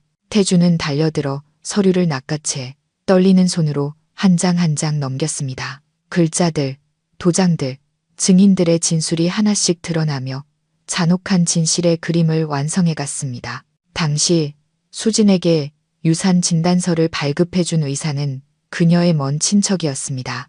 그는 거액의 돈을 받고 서류를 위조했고 태아 초음파 사진 또한 다른 산모의 것을 도용한 가짜였습니다. 모든 것이 완벽한 연극이었습니다. 임신도 살인 미수도 없었습니다. 오직 남편에 의해 억울하게 6년간 옥살이를 하고 온갖 폭행과 모욕을 견뎌야 했던 무고한 아내만이 있었을 뿐입니다. 태준의 손에서 서류 뭉치가 바닥으로 떨어졌습니다. 하얀 종이들이 마치 장례식의 나비처럼 흩날렸습니다. 그는 비틀거리며 뒷걸음질 치다 차가운 바닥에 그대로 주저앉았습니다. 내가 무슨 짓을 한 거지? 세상에, 내가 대체 무슨 짓을 한 거냐고. 태주는 머리를 감싸 쥐고 헝클어진 머리카락을 쥐어 뜯었습니다. 그는 미친 듯이 웃기 시작했습니다. 찢어질 듯 고통스러운 웃음이었습니다. 그는 독사를 지키기 위해 세상에서 가장 자신을 사랑했던 여자를 제 손으로 파멸시켰던 것입니다. 제 6년의 청춘, 할머니의 목숨, 저의 명예와 인품, 모든 것이 그의 어리석음과 무지함에 의해 묻혀버렸습니다. 조용한 병실 안에는 규칙적으로 울리는 심박 측정기 소리와 양심의 가책에 시달리는 한 남자의 흐느낌만이 들려왔습니다. 태주는 저를 올려다보았습니다. 그의 눈빛은 절망으로 가득 차 있었습니다. 그는 자신이 1000번을 죽는다 해도 이 죄를 씻을 수 없으며 제게 온전했던 과거의 삶을 결코 돌려줄 수 없다는 것을 알았습니다. 태주는 수진의 죄를 즉시 법적으로 폭로하지 않았습니다. 그는 죽음이나 징역은 그녀 같은 인간에게 너무 가벼운 처벌이라고 말했습니다. 그는 그녀가 모든 것을 조금씩 잃어가는 고통을 느끼게 해주고 싶었습니다. 그녀가 저에게 그랬던 것처럼 후회로 미쳐가는 한 남자의 손에 의해 잔혹하고 조용한 숙청이 어둠 속에서 시작되었습니다. 먼저 태주는 수진의 남편 회사를 표적으로 삼았습니다. 그는 재계에서의 권력과 인맥을 동원하여 계약을 막고 자금줄을 끊고 탈세 증거를 터뜨려 경쟁사를 파산 직전으로 몰아갔습니다. 수진의 남편은 성공한 사업가에서 하루아침에 빚더미에 앉게 되었고 집에 돌아와 아내에게 분풀이를 했습니다. 민준의 말에 따르면 지금 수진은 남편에게 구타당하고 빚쟁이들에게 쫓기며 과거의 화려함은 온데간데 없이 망가진 채 죽지 못해 살고 있다고 했습니다. 다음으로 태주는 회사 내부 인력을 전면 재조사했습니다. 구내식당에서 저에게 잔반을 강요했던 자들, 제가 무거운 짐을 나를 때 비웃었던 경비원들, 그들 모두는 아무런 퇴직금도 받지 못한 채 즉시 해고되었습니다. 그는 마치 다른 사람들을 벌함으로써 자신의 내면에서 울부짖는 폭풍을 잠재우려는 듯 모든 것을 단호하고 잔인하게 처리했습니다. 태주는 또한 물질적인 것으로 제게 보상하려 애썼습니다. 그는 제 계좌로 거액의 돈을 입금했고 몇 채의 상가 건물을 제 명의로 이전했으며 가장 비싼 보약들을 사다 주었습니다. 그는 해외에서 가장 유능한 심리치료사를 초빙해 저를 치료하게 했고 매일 병상을 지키며 제게 죽을 떠먹여주고 손가락 하나하나를 닦아주었습니다. 하지만 저에게 이 모든 것은 무의미했습니다. 저는 여전히 영혼 없는 시체처럼 살았습니다. 습관처럼 회사에 갔다가 저녁에는 창가에 웅크리고 앉아 칠흑 같은 어둠을 바라볼 뿐이었습니다. 돈, 집, 그리고 뒤늦은 그의 보살핌. 그 어떤 것도 산산조각 난 제 영혼을 기워줄 수는 없었습니다. 어느 날 오후 태준이 방으로 들어와 반짝이는 다이아몬드 보석함을 테이블 위에 놓았습니다. 그는 제 옆에 무릎을 꿇고 차갑고 앙상한 제 손을 잡으며 쉰 목소리로 말했습니다. 서영아, 그 사람들 다 처리했어. 수진이도 죗값을 치르고 있어. 이제 좀 마음이 편해졌어. 저는 고개를 돌렸습니다. 텅 빈 눈은 그를 통과해 마치 허공을 보는 듯 했습니다. 저는 입꼬리를 살짝 올렸습니다. 애난 얼굴에 옅고 씁쓸한 미소가 떠올랐습니다. 저는 그의 손에서 제 손을 빼내며 바람처럼 가벼운 목소리로 말했습니다. 편해졌냐고요? 그 여자가 굶어 죽든 맞아 죽든 제 6년이 돌아오나요? 할머니가 다시 살아나시나요? 당신은 날 위해 복수하는 건가요? 아니면 썩어빠진 당신의 양심을 구원하려는 건가요? 제 질문에 태주는 그 자리에 얼어붙었습니다. 그는 고개를 숙였고 어깨가 가늘게 떨렸습니다. 그는 자신이 무슨 짓을 해도 이제 우리 사이에는 피와 눈물, 그리고 한 사람의 목숨으로 가로막힌 결코 메울 수 없는 심연이 존재한다는 것을 깨달았습니다. 그날 밤 갑자기 소나기가 쏟아졌습니다. 별장 지붕을 두드리는 빗소리가 구슬프게 들렸습니다. 저는 창턱에 몸을 웅크리고 앉아 차가운 유리창을 타고 흐르는 빗줄기를 바라보았습니다. 마음은 파도 한 점 없는 텅 빈 바다 같았습니다. 태주는 며칠째 집에 들어오지 않았습니다. 민준의 말로는 회사 문제와 수진을 벌하는 일로 바쁘다고 했습니다. 저는 관심 없었습니다. 그가 이 세상을 뒤엎는다 해도 더 이상 저와는 아무 상관없는 일이었습니다. 자정이 가까워질 무렵 문 밖에서 자동차 엔진 소리가 정적을 깨뜨렸습니다. 철문이 열리고 태준이 비틀거리며 집으로 들어왔습니다. 온몸은 비에 흠뻑 젖었고 진한 술 냄새를 풍겼습니다. 그는 불도 켜지 않고 어둠 속에서 더듬거리며 제 방으로 올라왔습니다. 방문이 열리고 노란 스탠드 불빛이 그의 붉은 얼굴과 충혈된 눈을 비췄습니다. 태주는 저를 뚫어져라 쳐다보다가 갑자기 무릎을 꿇었습니다. 그의 무릎이 나무 바닥에 쿵 소리를 내며 부딪혔습니다. 재계에서 막강한 권력을 휘두르던 오만한 남자가 지금은 폐잔병처럼 초라한 모습으로 제 앞에 무릎을 꿇고 있었습니다. 그는 고개를 숙였습니다. 어깨가 심하게 떨렸고 부서진 가슴에서 터져나오는 흐느낌이 새어나왔습니다. 서영아, 내가 잘못했어. 정말 잘못했어. 날 때려줘. 차라리 날 죽여줘. 제발 그런 눈으로 날 보지 말아줘. 저는 꼼짝도 하지 않고 앉아 있었습니다. 손을 내밀어 부축하지도 않았습니다.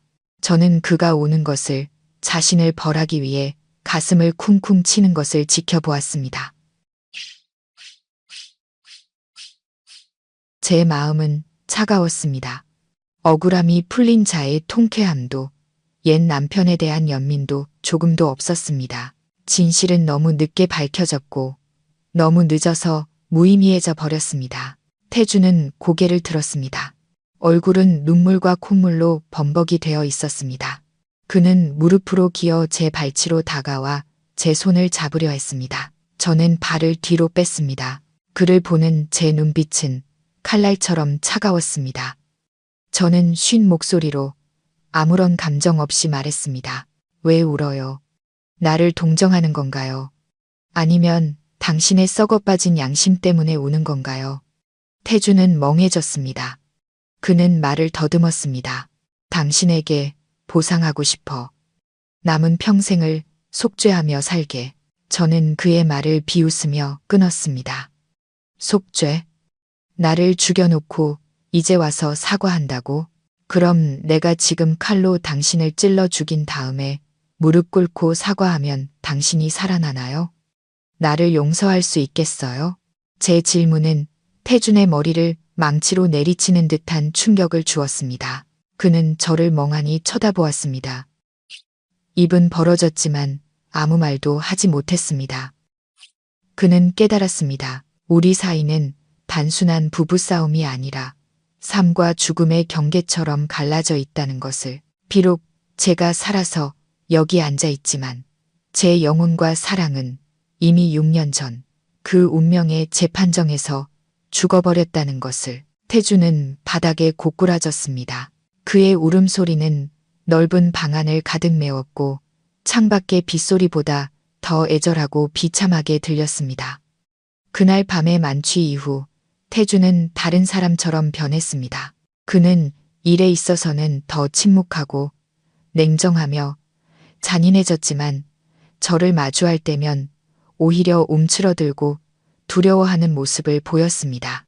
그는 두툼한 서류 뭉치를 집에 가져와 어머니 앞에 탁자 위에 던졌습니다. 그것은 수진의 과거 사기극에 대한 모든 증거였고 가짜 의사의 자백 녹음과 의심스러운 송금 내역까지 포함되어 있었습니다. 태준의 어머니는 떨리는 손으로 서류를 한 장씩 넘겼습니다. 그녀의 얼굴은 붉은 기운에서 창백하게 그리고 이내 종이처럼 새하얗게 변했습니다.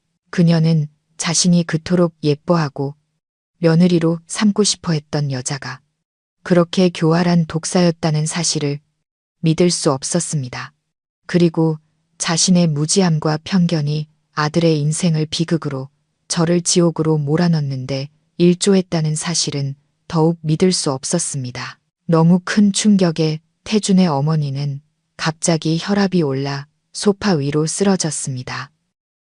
입은 비뚤어지고 제대로 말도 하지 못했습니다. 구급차 사이렌이 요란하게 울리며 그녀를 병원으로 실어갔습니다. 태준이 제게 전화를 걸었습니다.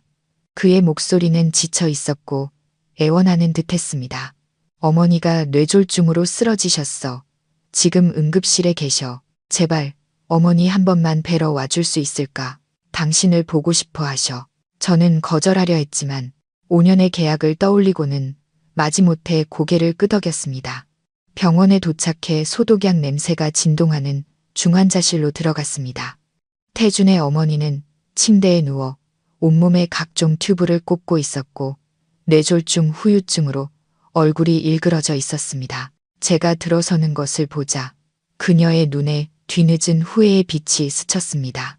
그녀는 남은 한쪽 팔을 움직여 떨리는 손을 제 쪽으로 뻗었습니다. 입술을 움직여 의미 없는 소리를 냈습니다. 마치 제 손을 잡고 미안하다고 말하고 싶은 듯 했습니다. 저는 침대 발치에 서서 허공에서 허우적거리는 그 깡마른 손을 보았습니다. 예전에는 그 손이 저를 다독여주고 아가라고 다정하게 불러주길 간절히 바랐습니다. 하지만 그 손은 제 뺨을 때리고 저를 손가락질하며 욕을 퍼부었을 뿐입니다. 이제 그 손이 저를 향해 뻗어오는 것을 보니 감동은커녕 역겨움만이 속에서 치밀어 올랐습니다. 저는 한 걸음 물러나 그녀의 손이 닿지 않는 곳으로 피했습니다. 저는 그녀를 길에서 마주친 모르는 사람처럼 차갑게 바라보며 잔인할 정도로 평온한 목소리로 말했습니다. 편히 쉬세요. 너무 애쓰지 마시고요. 어차피 무슨 말씀하시는지 아무도 못 알아들어요. 알아듣는다 해도 이제 와서 달라질 건 아무것도 없으니까요. 태준의 어머니의 손이 하얀 시트 위로 힘없이 툭 떨어졌습니다. 주름진 눈가에서 눈물이 흘러내렸습니다. 그녀는 저의 이런 무관심과 냉대가 수천 마디의 욕설이나 원망보다 더 고통스럽다는 것을 깨달았습니다. 저는 더 이상 그녀를 어머니로, 심지어 원망할 가치가 있는 사람으로조차 여기지 않았습니다. 저는 등을 돌려 병실을 나섰습니다.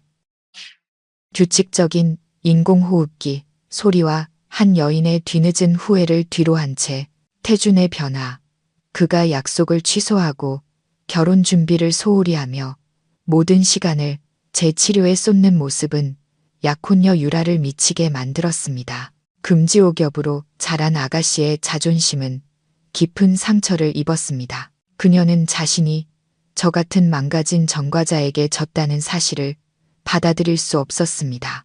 유라는 태준에게 직접 맞설 용기가 없었기에 가장 비겁한 방법으로 저에게 분풀이를 했습니다. 그날 오후 저는 늦게 퇴근했습니다. 겨울해는 짧아 금방 어두워졌습니다.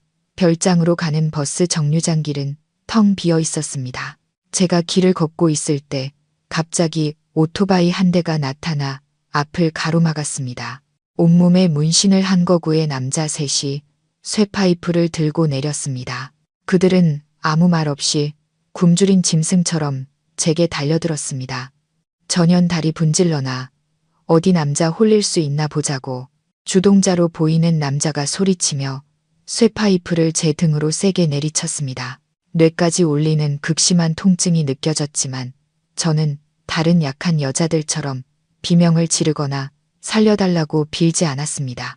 6년간의 교도소 생활, 이보다 더 끔찍한 집단 구타를 겪으며 저는 한 가지를 배웠습니다. 반격하지 않으면 죽는다는 것을. 생존 본능이 공포를 압도하며 강하게 솟아올랐습니다. 저는 길가에 뒹굴던 깨진 벽돌 조각을 집어들었습니다. 눈은 야생 늑대처럼 붉게 충혈되어 번뜩였습니다. 두 번째 남자가 제 머리채를 잡으려 달려들었을 때 저는 물러서지 않고 그에게 곧장 돌진해 온 힘을 다해 벽돌로 그의 머리를 내리쳤습니다. 퍽! 그는 고통스러운 비명을 지르며 쓰러졌고 머리에서 피가 쏟아졌습니다. 남은 두 명은 당황했습니다. 그들은 깡마른 여자가 이렇게까지 목숨을 걸고 덤빌 줄은 몰랐을 겁니다. 저는 피 묻은 벽돌을 든 채 서 있었습니다. 온몸은 떨렸지만 눈빛은 같이 죽자는 광기로 가득했습니다. 이리 와, 죽고 싶은 놈은 이리 오라고. 저는 갈라진 목소리로 미친 듯이 소리쳤습니다. 바로 그때 태준의 차가 끼익 소리를 내며 급정거했습니다.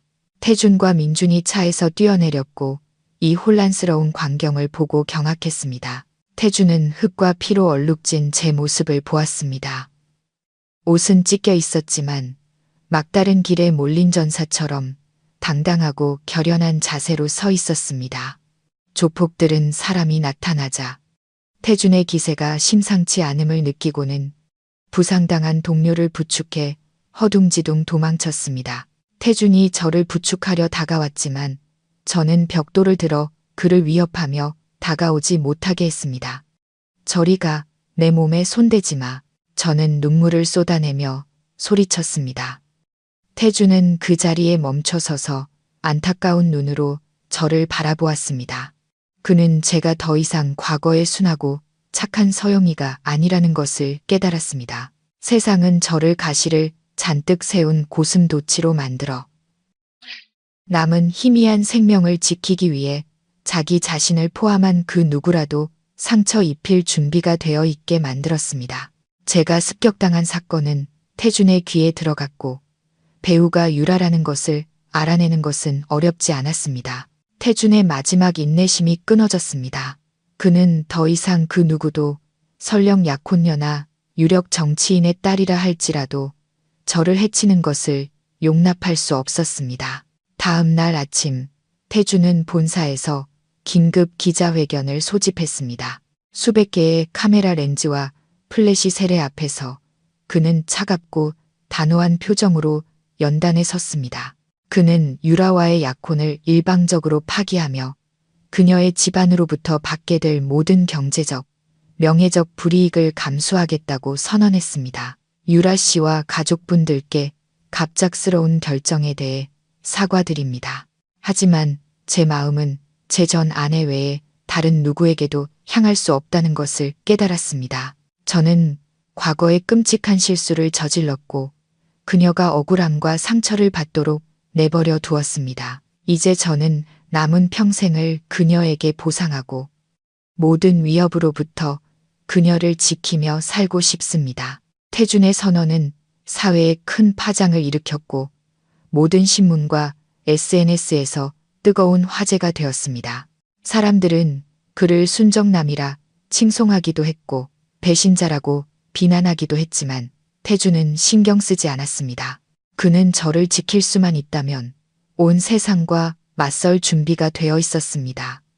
저는 차가운 별장 거실에 앉아 대형 TV 화면 속 태준의 모습을 보고 있었습니다.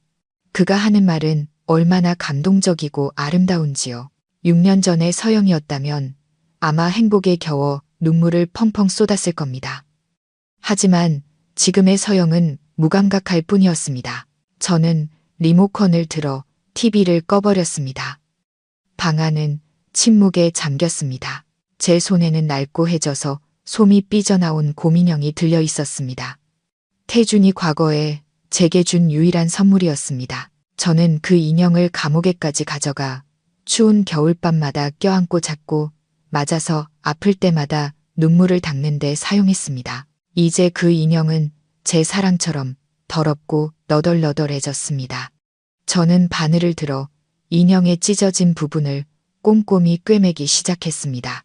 아주 천천히 한 땀 한 땀 낡은 천을 꿰뚫는 바늘이 마치 제 심장을 꿰뚫는 것 같았습니다. 저는 인형을 기념품으로 간직하기 위해 꿰매는 것이 아니었습니다. 기억의 조각들을 기워 맞춘 뒤 모든 것을 영원한 망각 속에 묻어버리기 위해서였습니다. 태준이 파혼을 하든 무슨 짓을 하든 그와 제가 더 이상 같은 세상에 속하지 않는다는 사실은 변하지 않았습니다. 태준은 포기하지 않았습니다. 그는 과거에 남은 불씨가 오래전에 꺼져버린 사랑의 불꽃을 다시 피울 수 있다고 완고하게 믿었습니다. 핏빛처럼 붉은 노을이 별장의 차가운 벽을 비추던 어느 늦은 오후, 태준은 낡은 나무 상자를 하나 가져왔습니다. 그는 그것을 제 앞에 탁자 위에 내려놓았습니다. 그 안에는 값을 매길 수 없는 보물이 담겨 있는 듯 소중하고 조심스러운 몸짓이었습니다. 그는 간절함과 희망이 가득한 눈으로 저를 보았습니다. 서영아, 이것 좀 봐. 옛날 집 창고에서 찾았어. 대학생 때 야시장에서 샀던 은반지, 당신이 20살 때 썼던 일기장, 그리고 우리 처음으로 여행 가서 찍었던 사진까지 내가 아주 소중하게 간직하고 있었어. 하나도 잃어버리지 않고. 저는 나무 상자를 그 안에 조용히 담겨 있는 익숙한 물건들을 보았습니다. 색이 바랜 값싼 은반지, 낡은 가죽 표지의 일기장, 그리고 행복한 미소를 짓고 있는 두 젊은 얼굴이 담긴 사진. 이것들은 한때 제 세상의 전부였고 영원할 것이라 믿었던 사랑의 증표였습니다. 하지만 지금 이것들을 보니 씁쓸한 아이러니만이 느껴졌습니다. 이 기념품들은 제게 기쁨이나 그리움을 불러일으키지 않았습니다. 오직 제 자신의 어리석음과 무지함을 상기시킬 뿐이었습니다. 사진 속의 그 여자는 이미 죽었습니다. 옆에 있는 남자에 의해 억울하게 감옥에 가던 그날 죽었습니다. 저는 아무 말 없이 조용히 상자를 들고 앞마당으로 나갔습니다. 태준은 허둥지둥 따라왔습니다. 그는 제가 조용한 곳에서 추억에 잠기고 싶어 한다고 생각한 모양입니다. 하지만 아니었습니다. 저는 정원사가 막 쓸어 모아둔 마른 나뭇잎 더미로 직진했습니다. 불을 붙이자 불꽃이 타오르며 마른 나뭇가지를 타닥타닥 소리를 내며 삼켰습니다. 저는 망설임 없이 활활 타오르는 불길 속으로 나무 상자를 던져버렸습니다. 서영아, 지금 뭐 하는 거야?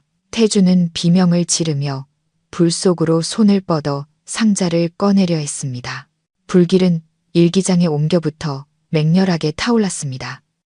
태준은 끔찍한 열기에도 아랑곳하지 않고 맨손으로 뜨거운 잿더미를 헤치며 기념품들을 꺼내려 애썼습니다. 살이 치익 타는 소리와 함께 매캐한 냄새가 피어올랐지만 그는 고통을 느끼지 못하는 듯 했습니다. 그의 얼굴은 공포와 절망으로 일그러져 있었습니다. 그가 사진을 꺼냈을 때는 이미 절반이 타버린 후였습니다. 사진 속 여자의 얼굴은 재가 되어 사라지고 검게 그을린 종이 위에 그의 환한 미소만이 덩그러니 남아 있었습니다. 저는 그를 보았습니다. 제 눈은 파도 한 점 없는 잔잔한 호수 같았습니다. 태준이 화상 입은 손으로 타담한 사진을 끌어안고 원망스러운 눈으로 저를 보자 저는 차갑게 말했습니다. 뭐가 아까운데요. 그런 쓰레기들을 뭐하러 간직하고 있어요. 옛날의 김서영을 그만 찾아요. 그 여자는 당신이 법정에서 증언하던 그날 죽었어요. 지금 당신 앞에 서 있는 사람은 김서영이라는 이름을 가진 영혼 없는 시체일 뿐이에요. 제 말은 태준의 얼굴에 찬물을 끼얹은 것처럼 그의 마지막 희미한 희망마저 꺼뜨려 버렸습니다. 그는 꺼져가는 불 옆에 무릎을 꿇고 주저앉아 타담한 사진을 가슴에 품고 길 잃은 아이처럼 서럽게 울기 시작했습니다. 태준이 수집한 명백한 증거들로 인해 수진의 종말이 마침내 다가왔습니다. 그녀는 사기, 문서 위조, 무고 등 여러 혐의로 기소되었습니다. 경찰이 체포영장을 집행하러 온 날, 태준은 저를 차에 태우고 수진이 사는 고급 아파트 단지를 지나갔습니다. 그는 제가 길가에서 벌어지는 광경을 똑똑히 볼 수 있도록 차를 아주 천천히 몰고 창문을 내렸습니다. 수진은 두 명의 여경에게 이끌려 호송차로 향하고 있었습니다. 와인잔만 들던 그녀의 하얀 손목에는 차가운 수갑이 채워져 있었습니다. 평소에 도도하고 고상한 모습은 온데간데 없었고 헝클어진 머리, 화장기 없는 창백하고 르한 얼굴, 그리고 흐트러진 잠옷 차림이었습니다. 수지는 발버둥 치며 주변 사람들에게 욕설을 퍼부었습니다. 마지막 남은 자존심이라도 지키려는 듯했지만 그 모습은 더욱 비참해 보일 뿐이었습니다. 구경꾼들이 몰려들어 손가락질하며 사진을 찍었습니다. 그들이 그녀에게 던지는 경멸의 시선은 6년 전 제가 받았던 시선과 똑같았습니다. 태주는 저를 돌아보았습니다. 그의 눈빛은 저에게서 통쾌함이나 기쁨의 표현을 찾으려는 듯 했습니다. 그는 낮은 목소리로 물었습니다. 어때? 저 여자는 죗값을 치르게 됐어. 이제 마음이 좀 후련해?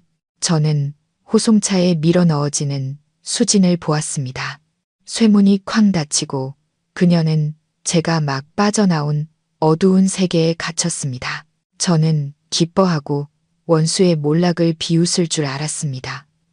하지만 이상하게도 제 마음속은 텅 비고 차가울 뿐이었습니다. 이 복수는 제게 승리감을 가져다 주지 못했습니다. 너무 오래 지속된 비극의 뒤늦은 마침표일 뿐이었습니다. 저는 차창에 머리를 기댄 채 창밖으로 흩날리는 빗방울을 보며 씁쓸함이 가득한 가벼운 목소리로 말했습니다. 후련하냐고요. 저 여자가 감옥에 가든 죽든 제 6년의 청춘이 돌아오지 않아요. 등 뒤의 흉터도 사라지지 않고요. 할머니도 다시 살아나서 저랑 밥 한 끼 드실 수 없어요. 저 여자가 감옥에 가는 게 저를 위한 선물이라고 생각해요. 아니요. 그건 그냥 저 여자가 받아야 할 벌일 뿐 제 고통과는 아무 상관없어요. 태주는 침묵했습니다. 운전대를 잡은 그의 손은 관절이 하얗게 될 정도로 꽉 쥐어져 있었습니다. 그는 정의는 실현될 수 있지만 사람의 영혼에 새겨진 상처는 그 어떤 법정에서도 보상받을 수 없다는 것을 깨달았습니다. 차는 소란스러움을 뒤로하고 차갑게 식어버린 두 개의 심장을 싣고 정처 없는 곳을 향해 달려갔습니다. 그날 밤 갑자기 큰 태풍이 도시를 덮쳤습니다. 창문 틈으로 울부짖는 바람 소리는 마치 수많은 원혼들의 통곡처럼 들렸습니다. 번개가 칠흑 같은 하늘을 가르며 섬뜩한 흰 빛을 터뜨렸습니다. 집 전체를 뒤흔드는 천둥 소리는 제 무의식 속에 잠들어 있던 공포라는 괴물을 깨웠습니다. 저는 바닥에 웅크리고 누워 있었습니다. 번개가 번쩍일 때마다 저는 마치 과거의 그 비좁은 독방으로 돌아간 듯한 착각에 빠졌습니다. 번개의 눈부신 빛은 교도관이 제 정신을 고문하기 위해 눈에 직접 비추던 강력한 손전등 빛과 같았고 울려 퍼지는 천둥 소리는 저를 영원한 어둠 속에 가두던 쇠문이 닫히는 소리와 같았습니다. 안 돼. 가두지 마세요. 난 잘못한 거 없어요. 제발 내보내줘요. 저는 벌떡 일어나 머리를 감싸쥐고 비명을 지르며 방 안을 미친 듯이 뛰어다녔습니다. 가구에 부딪혀 물건들이 와장창 깨지는 소리가 났습니다. 소리를 듣고 태준이 문을 부수고 뛰어들어왔습니다. 그는 눈이 뒤집히고 입에 거품을 문 채 공황 상태에 빠진 저를 보고 달려와 저를 꽉 끌어안았습니다. 서영아, 진정해. 나야. 태준이야. 아무도 당신 가두지 않아. 여긴 집이야. 하지만 저는 그를 알아보지 못했습니다. 광적인 망상 속에서 그는 저를 묶으려는 잔인한 교도관으로 보일 뿐이었습니다. 저는 격렬하게 발버둥치며 그의 얼굴과 가슴을 핥히었습니다. 그가 저를 진정시키기 위해 품에 더 세게 앉아 저는 입을 벌려 그의 어깨를 물어뜯었습니다. 이빨은 잠옷을 뚫고 그의 살을 깊이 파고들었습니다. 터져나온 피가 제 입안을 적셨고 비릿한 맛에 저는 더욱 미쳐 날뛰었습니다. 태주는 고통스러웠지만 결코 손을 놓지 않았습니다. 그는 이를 악물고 버티며 제 헝클어진 머리를 쓰다듬고 의미 없는 사과를 속삭였습니다. 저는 기력이 닿을 때까지 그를 물어뜯다가 그의 품에서 정신을 잃고 말았습니다. 의식이 흐려지는 중에도 제 눈에서는 눈물이 흘러 그의 가슴을 적셨습니다.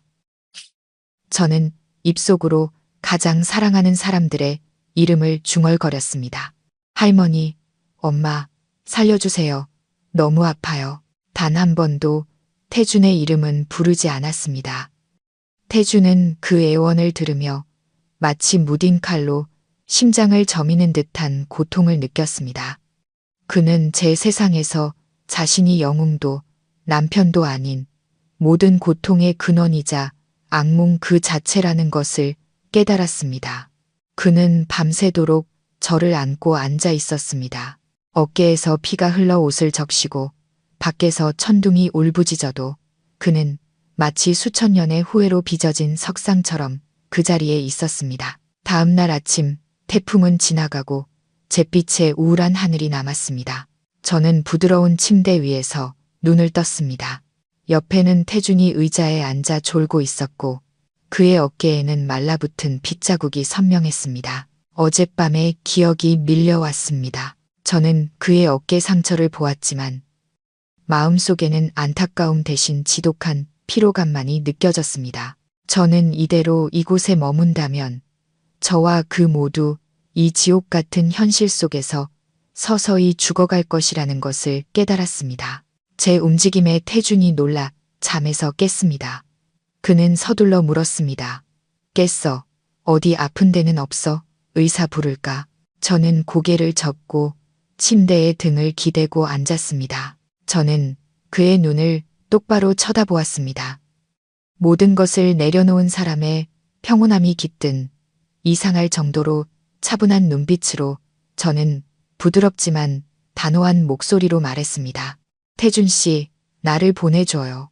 태준은 멍해졌습니다. 그는 저를 붙잡기 위해 무언가 말하려 했지만 제 텅 빈 눈을 보고는 말이 목구멍에서 막혔습니다. 저는 계속해서 말했습니다. 나를 붙잡아서 뭐 하게요? 밤마다 미쳐가는 나를 보려고요? 아니면 당신 자신을 고문하려고요? 나한테 보상하고 싶다고 했죠? 지금 유일한 보상 방법은 내가 당신 인생에서 사라지는 거예요. 날 찾지 말고 연락도 하지 마세요. 옛날에 김서영은 정말 죽었다고 생각해요. 내가 남은 인생을 묻을 곳을 찾게 해줘요. 태준은 고개를 숙이고 두 손으로 얼굴을 감쌌습니다. 그의 어깨가 가늘게 떨렸습니다. 그는 제 말이 옳다는 것을 알았습니다. 그가 저를 붙잡는 것은 이기심일 뿐 제 행복을 위한 것이 아니라 자신의 양심을 위로하기 위한 것이었습니다. 그의 곁에서 저는 영원히 과거의 악몽에 시달릴 것입니다. 사랑한다는 것은 때로는 놓아주는 법을 배우는 것이었습니다. 한참 후 태준은 고개를 들었습니다. 붉게 충혈된 눈으로 저를 보며 그는 고개를 끄덕였습니다. 그의 목소리는 쉬어 있었습니다. 알았어. 그렇게 할게. 당신을 보내줄게. 그는 일어나 금고로 가서 카드 한 장과 통장을 꺼내왔습니다. 그는 그것들을 제 손에 쥐어주며 마지막으로 제 손을 꽉 잡았습니다. 하지만 한 가지만 약속해줘. 이 돈은 꼭 가져가. 거절하지 마. 이건 동정의 돈이 아니야. 당신 할머니 땅 판 돈이야. 이걸로 앞으로 살아갈 걱정은 하지 마. 그래야 내가 당신이 어디선가 굶어 죽지 않을 거라고 안심할 수 있으니까. 만약 받지 않으면 한 발짝도 이 문 밖으로 못 나가게 할 거야. 저는 손에 들린 카드를 던져버리려 했지만 태준의 단호한 태도와 애원하는 눈빛을 보고는 고개를 끄덕일 수밖에 없었습니다. 이곳을 떠나 멀리 도망치려면 돈이 필요했습니다. 저는 그 카드를 그가 제 6년의 지옥에 대해 치르는 대가라고 생각하기로 했습니다. 알았어요. 받을게요. 고마워요. 저는 차갑고 형식적인 감사의 말을 건넸고 우리 사이의 지독한 인연에 마침표를 찍었습니다. 저는 부엌으로 들어갔습니다. 6년 만에 처음으로 저는 낡은 앞치마를 둘렀습니다. 가정부 아주머니 전용이었던 현대적이고 편리한 별장 부엌이 노란 조명 아래 이상하게 따뜻하게 느껴졌습니다. 저는 냉장고를 열어 약간의 살코기와 채소, 그리고 달걀 몇 개를 꺼냈습니다. 화려한 사내 진미가 아니라 과거 우리가 비좁은 자취방에서 함께 먹던 소박한 밥상을 차렸습니다. 도마 위에서 칼질하는 소리, 기름이 치익 끓는 소리, 달걀 프라이와 배춧국 냄새가 차가운 집안 구석구석으로 퍼져나갔습니다. 퇴근하고 돌아온 태주는 식탁 위에 차려진 따뜻한 밥상을 보고 그 자리에 멈춰 섰습니다. 그는 꿈을 꾸고 있는 건 아닌지 눈을 비볐습니다. 저는 그의 앞에 흰 쌀밥 한 공기를 놓으며 부드럽게 말했습니다. 앉아서 먹어요. 오랜만에 해서 입에 맞을지 모르겠네요. 태주는 자리에 앉아 떨리는 손으로 숟가락을 들었습니다. 그는 밥 한 술을 뜨고 달걀 프라이 한 조각을 집어 입에 넣었습니다.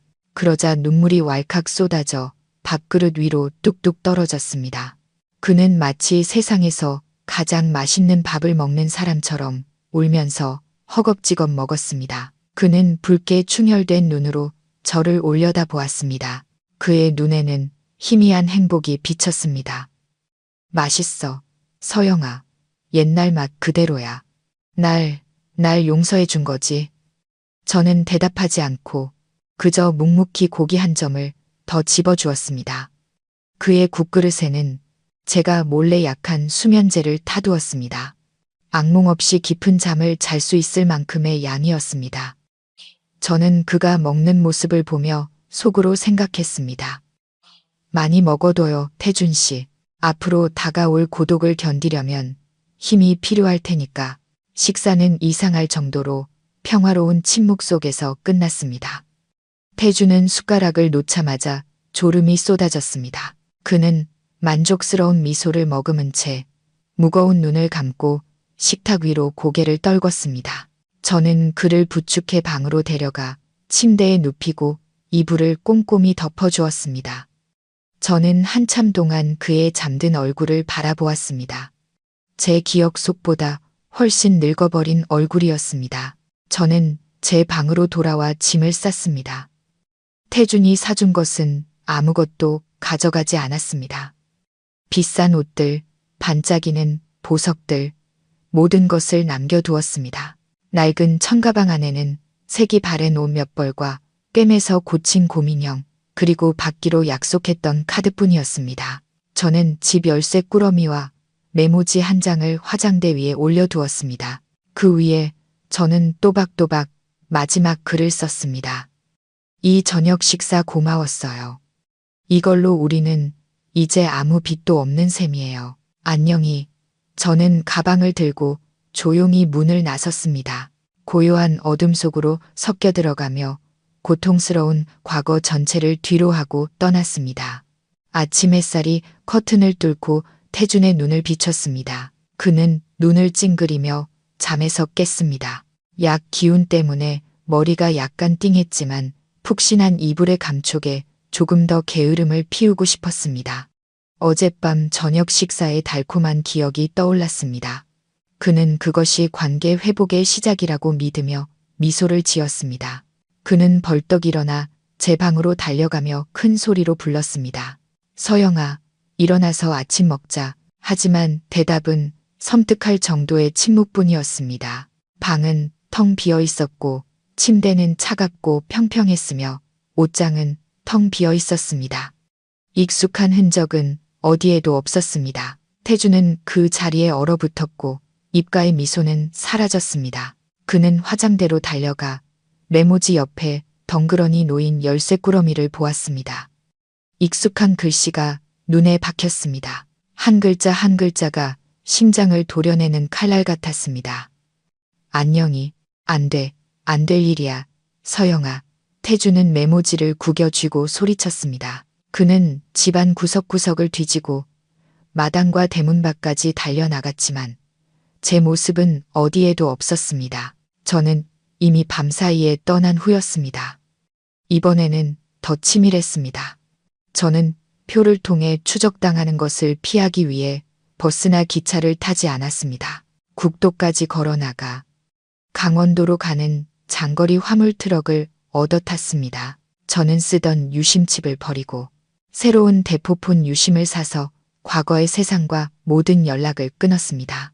저는 거대한 인파 속으로 증발해버린 물방울 같았습니다. 태주는 미친 듯이 사람을 풀어 저를 찾았습니다. 그는 최고의 탐정을 고용했고 제 행방을 찾는 사람에게 전 재산을 걸었습니다. 그는 도시 전체를 뒤집고 벽돌 하나하나를 들추고 모든 CCTV를 확인했지만 소용없었습니다.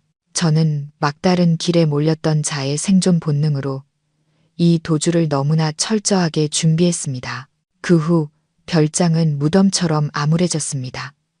태주는 회사를 내팽개치고 제 방에 틀어박혀 제 향기가 남은 베개를 끌어안고 술만 마셨습니다. 그는 만취해서 물건을 부수고 절망 속에서 제 이름을 외쳤습니다. 그는 손을 놓아버린 것을, 용서라는 것을 믿었던 것을 후회했습니다. 이제야 그는 자신의 잔인함에 대한 대가가 무엇인지 뼈저리게 깨달았습니다. 그것은 영원한 고독이었고 매 순간 심장을 갉아먹는 그리움이었습니다. 기름 냄새와 먼지로 가득한 트럭에서 3일 밤낮을 흔들린 끝에 저는 강원도 깊은 산골의 작은 마을에 도착했습니다. 이곳은 붉은 흙이 나무와 풀을 물들였고 공기는 도시의 숨막히는 공기와는 달리 맑고 서늘했습니다. 저는 드넓은 커피 농장 한가운데에 있는 작은 나무집을 빌려 아니라는 가명으로 새로운 삶을 시작했습니다. 저는 커피 농장에서 일꾼으로 일하기 시작했습니다. 새벽부터 해질녘까지 고된 육체 노동이었습니다. 이미 굳은 살이 박인 손은 수액과 가시에 더욱 거칠어졌습니다. 하지만 그 대가로 저는 노동 속에서 평화를 찾았습니다. 이곳에서는 아무도 제 과거를 알지 못했습니다. 아무도 저를 경멸하거나 동정의 눈으로 보지 않았습니다. 순박한 마을 사람들은 제가 오늘 커피 열매를 얼마나 땄는지에만 관심을 가졌고 소박한 일상 이야기로 제게 말을 걸었습니다. 비 내리는 어느 오후, 저는 길가에 버려져 흠뻑 젖은 채 떨고 있는 작은 강아지 한 마리를 발견했습니다. 저는 그 강아지를 데려와 자유라는 이름을 지어 주었습니다. 그때부터 제 작은 집은 덜 외로워졌습니다. 자유는 제 곁을 떠나지 않았습니다. 제가 앉아서 옷을 꿰맬 때면 발밑에 누워 있었고 낯선 사람이 가까이 오면 짖었습니다.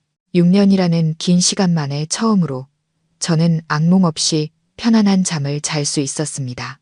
나뭇잎 사이를 스치는 바람 소리, 벌레 우는 소리, 향긋한 커피 꽃 냄새, 모든 것이 저를 평화로운 잠으로 이끌었습니다.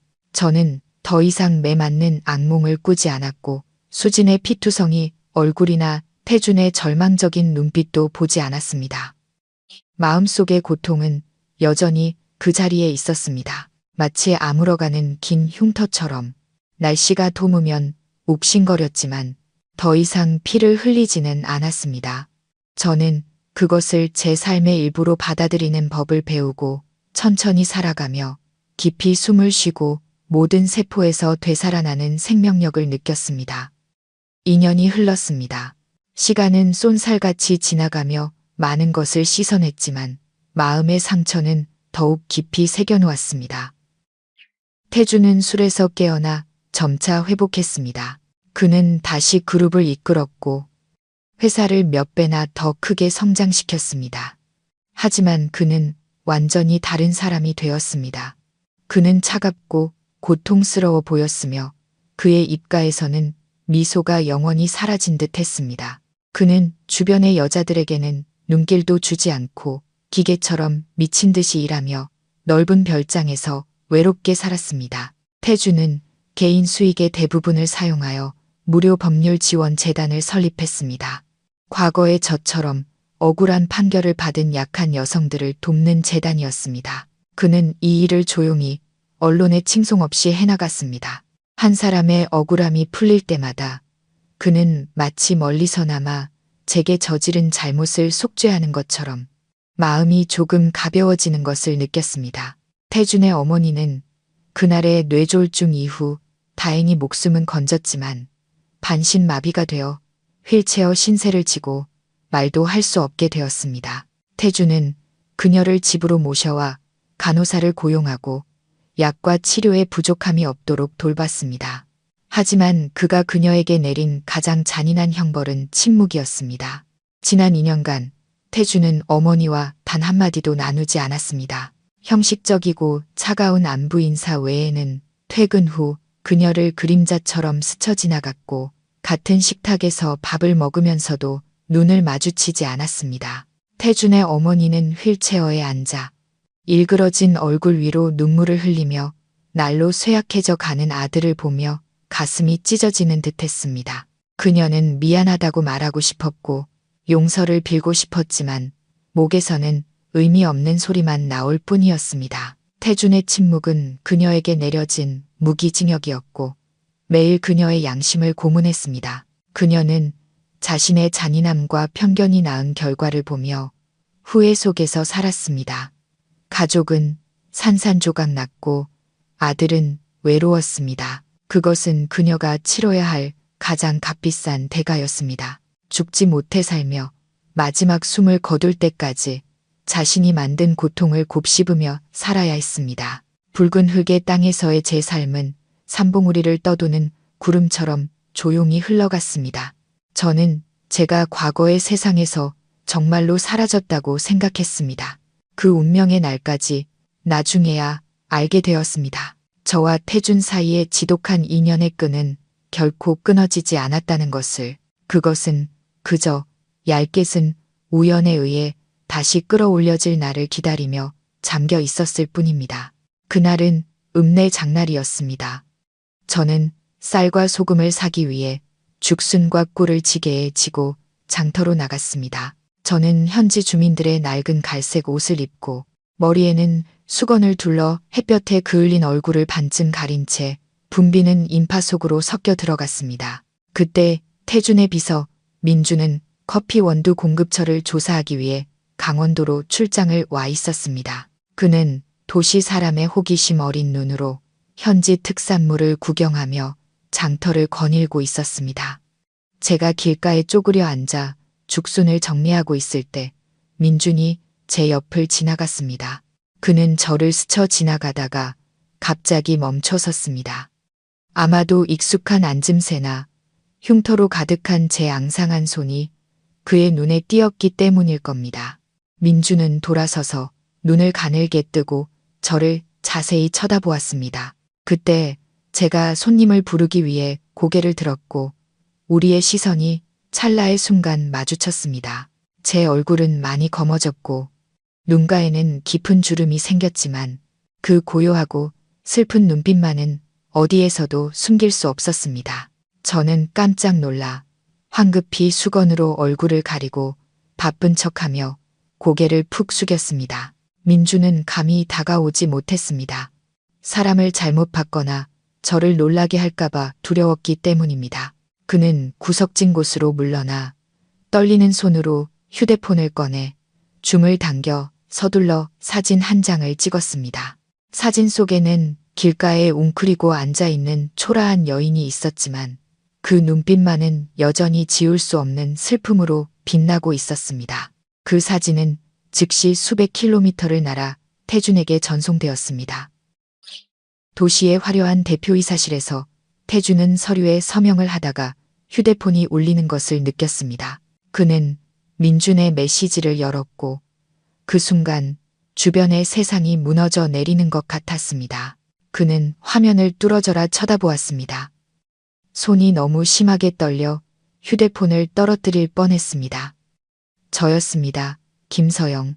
제가 늙고 추해졌어도 그는 저를 즉시 알아봤습니다. 그는 사진 속 여인의 얼굴을 어루만졌습니다. 뜨거운 눈물이 쏟아져 휴대폰 화면 위로 떨어졌습니다. 그는 아무 말 없이 즉시 모든 회의를 취소하고 미친 사람처럼 사무실을 뛰쳐나갔습니다. 바람 부는 고원을 향해 밤새도록 차를 몰았습니다. 태주는 험준한 고갯길을 넘어 하루 밤낮을 미친 듯이 운전해 제가 사는 작은 마을에 도착했습니다. 그가 도착했을 때는 이미 땅거미가 지고 안개가 길을 뒤덮기 시작했습니다. 민준이 마을 입구에서 그를 맞이해 멀리 언덕 위 작은 나무집에서 새어나오는 희미한 등불 빛을 가리켰습니다. 태주는 고급 세단을 큰 길에 버려두고 바지를 걷어 올린 채 진흙탕 길을 걸어 언덕을 올랐습니다. 그는 눈앞의 환영이 사라질까 두려워 아주 조용히 걸었습니다. 그는 커다란 고목 뒤에 숨어 숨을 죽이고 제 집을 바라보았습니다. 집 처마 밑에서 저는 찢어진 옷을 꿰매고 있었고 옆에는 자유가 졸고 있었습니다. 3살쯤 되어 보이는 이웃집 아이가 종종 걸음으로 놀러왔습니다. 아이는 저를 안엄마라고 부르며 제 품에 파고들어 애교를 부렸습니다. 저는 바느질을 멈추고 아이를 안아 올려 배를 간지럽혔습니다. 아이는 까르르 웃었고 저도 웃었습니다. 그 미소는 부드럽고 환해서 제 고단한 얼굴 전체를 밝혀주었습니다. 그것은 태준이 8년 전에 잃어버렸던 미소였습니다. 그가 다시는 볼 수 없을 것이라 생각했던 미소. 태준은 어둠 속에 못 박힌 듯 서 있었습니다. 심장이 고통스럽게 조여왔습니다. 그는 제게서 흘러나오는 평온함을 보았습니다. 그가 가진 모든 돈과 권력으로도 결코 가질 수 없는 소박한 평온함이었습니다. 그는 제가 그의 보상 때문이 아니라 그를 떠났기 때문에 진정으로 다시 살아났다는 것을 깨달았습니다. 이 야생의 자연 속에 있는 제 모습은 너무나 아름답고 성스러워서 자신이 더럽고 불필요한 존재처럼 느껴졌습니다. 그는 밖으로 나가 저를 달려가 끌어안고 미치도록 보고 싶었다고 말하고 싶었지만 발이 땅에 뿌리내린 듯 꼼짝도 하지 않았습니다. 그는 제 미소를 보고 자신의 손을 내려다보았습니다. 저를 지옥으로 밀어 넣었던 바로 그 손. 그는 두려웠습니다. 자신이 나타나는 순간 저 미소는 사라지고 대신 공포와 텅 빈 눈빛만이 남을 것이 두려웠습니다. 자신의 등장이 제가 힘들게 다시 쌓아 올린 이 연약하고 평화로운 세상을 산산조각 낼까봐 두려웠습니다. 태주는 그곳에 서 있었습니다. 차가운 밤이슬과 뒤섞인 눈물이 뺨을 타고 흘러내렸습니다. 그는 깨달았습니다. 지금의 사랑은 소유하는 것이 아니라 멀리서 지켜보는 것이라는 것을. 강원도의 밤은 깊어질수록 추워졌고 소나무 숲을 스치는 바람은 구슬픈 소리를 냈습니다. 저는 오래전에 불을 끄고 잠이 들었고 나무집은 고요한 어둠에 잠겼습니다. 하지만 밖에서는 고목 아래 태준이 여전히 돌처럼 서 있었습니다. 그는 감히 가까이 다가가지도 차마 떠나지도 못했습니다. 그저 조금이라도 더 제 가까이에서 같은 공기를 마시고 싶었습니다. 그는 담배에 불을 붙였다가 담배 연기가 집으로 들어가 저를 깨울까봐 황급히 껐습니다. 그는 떠나기 전 제가 했던 말을 떠올렸습니다. 나를 보내줘요. 찾지 마세요. 나는 죽었다고 생각해요. 그 말은 이제 무기징역 선고처럼 귓가에 맴돌았습니다. 그는 자신이 모든 실수를 바로잡을 힘이 있다고 생각했지만 제 평온함 앞에서 자신이 얼마나 무력한지 뼈저리게 깨달았습니다. 그는 폭풍이었고 저는 그 폭풍이 사라져야만 평온할 수 있었습니다. 태주는 밤새도록 그곳에 서 있었습니다. 서리가 옷을 적시고 벌레가 손발을 물어뜯어도 그는 제 집을 마치 모든 세부사항을 마음에 새기려는 듯 바라보았습니다. 새벽닭이 울고 동쪽 하늘이 밝아오기 시작할 때 그는 떠나야 한다는 것을 알았습니다. 제가 그를 발견하게 둘 수는 없었습니다. 과거의 진흙탕을 다시 휘젓고 싶지 않았습니다. 그는 차로 돌아가 어제 오후 장터에서 산 야생 난초 화분을 꺼내왔습니다. 그것은 제가 예전에 아주 좋아했지만 비싸서 감히 사지 못했던 종류의 난초였습니다. 그는 조심스럽게 제 집 앞으로 다가가 흙으로 된 섬돌 위에 화분을 내려놓았습니다. 그는 굳게 닫힌 나무 문을 마지막으로 바라보았습니다. 손을 들어 문을 두드리려다 이내 힘없이 내렸습니다. 잘 지내, 서영아. 그는 바람 속에 속삭였습니다. 목소리는 갈라져 부서졌습니다. 태주는 뒤돌아보지 않고 언덕을 빠르게 내려갔습니다. 단 1초라도 망설이면 손을 놓을 용기가 사라질까봐 두려웠습니다. 축축한 흙 위를 밟는 그의 발자국 소리는 결코 아물지 않을 마음에 상처처럼 깊게 남았습니다. 안개가 채 걷히지 않은 새벽, 차는 작은 마을을 떠났습니다. 산속에 자신의 심장을 영원히 남겨둔 한 남자를 싣고 이른 아침 지저귀는 새소리에 잠에서 깼습니다. 저는 문을 열고 기지개를 켜며 아침의 맑은 공기를 마셨습니다. 그때 제 시선이 섬돌에 멈췄습니다. 야생 난초 화분 하나가 화려하게 꽃을 피우고 있었습니다. 보랏빛 꽃잎이 바람에 흔들리며 저를 반기는 듯 했습니다. 저는 멍하니 주위를 둘러보았습니다. 아무도 없었고 언덕 아래로 이어지는 텅 빈 흙길만이 보였습니다. 하지만 그때 축축한 흙 위에 찍힌 발자국들을 보았습니다. 크고 깊은 남자의 구두 자국. 이곳 주민들은 신지 않는 비싼 구두였습니다. 저는 그 발자국을 따라 고모까지 가보았습니다. 거기에는 담배꽁초가 흩어져 있었고 풀이 밟혀 뭉개져 있었습니다. 심장이 쿵하고 내려앉았습니다. 저는 누가 왔었는지 알았습니다. 제가 이 꽃을 좋아하는 것을 아는 사람은 단 한 명뿐이었습니다. 밤새도록 조용히 서 있다가 감히 문을 두드리지 못할 사람도 단 한 명뿐이었습니다. 태준, 그가 저를 찾아왔던 것입니다. 등골을 타고 오싹한 기운이 흘렀습니다. 저는 집으로 달려가 문을 잠그고 다시 도망칠 짐을 싸려 했습니다. 하지만 이내 멈췄습니다. 저는 난초 화분을 보고 큰 길을 향해 멀어지는 발자국을 보았습니다. 그는 왔었고 저를 보았지만 저를 방해하지 않았습니다. 그는 제가 그토록 바라던 평화를 남겨두고 조용히 떠나는 길을 택했습니다. 그것은 그가 진정으로 이해하고 진정으로 손을 놓았다는 의미였습니다. 저는 안도의 한숨을 내쉬었습니다. 오랫동안 마음을 짓누르던 무거운 돌덩이가 갑자기 사라진 기분이었습니다. 저는 그를 쫓아가지도 원망하지도 않았습니다. 허리를 굽혀 난초 화분을 들어 올렸습니다. 부드러운 꽃잎이 손에 닿는 감촉이 시원했습니다.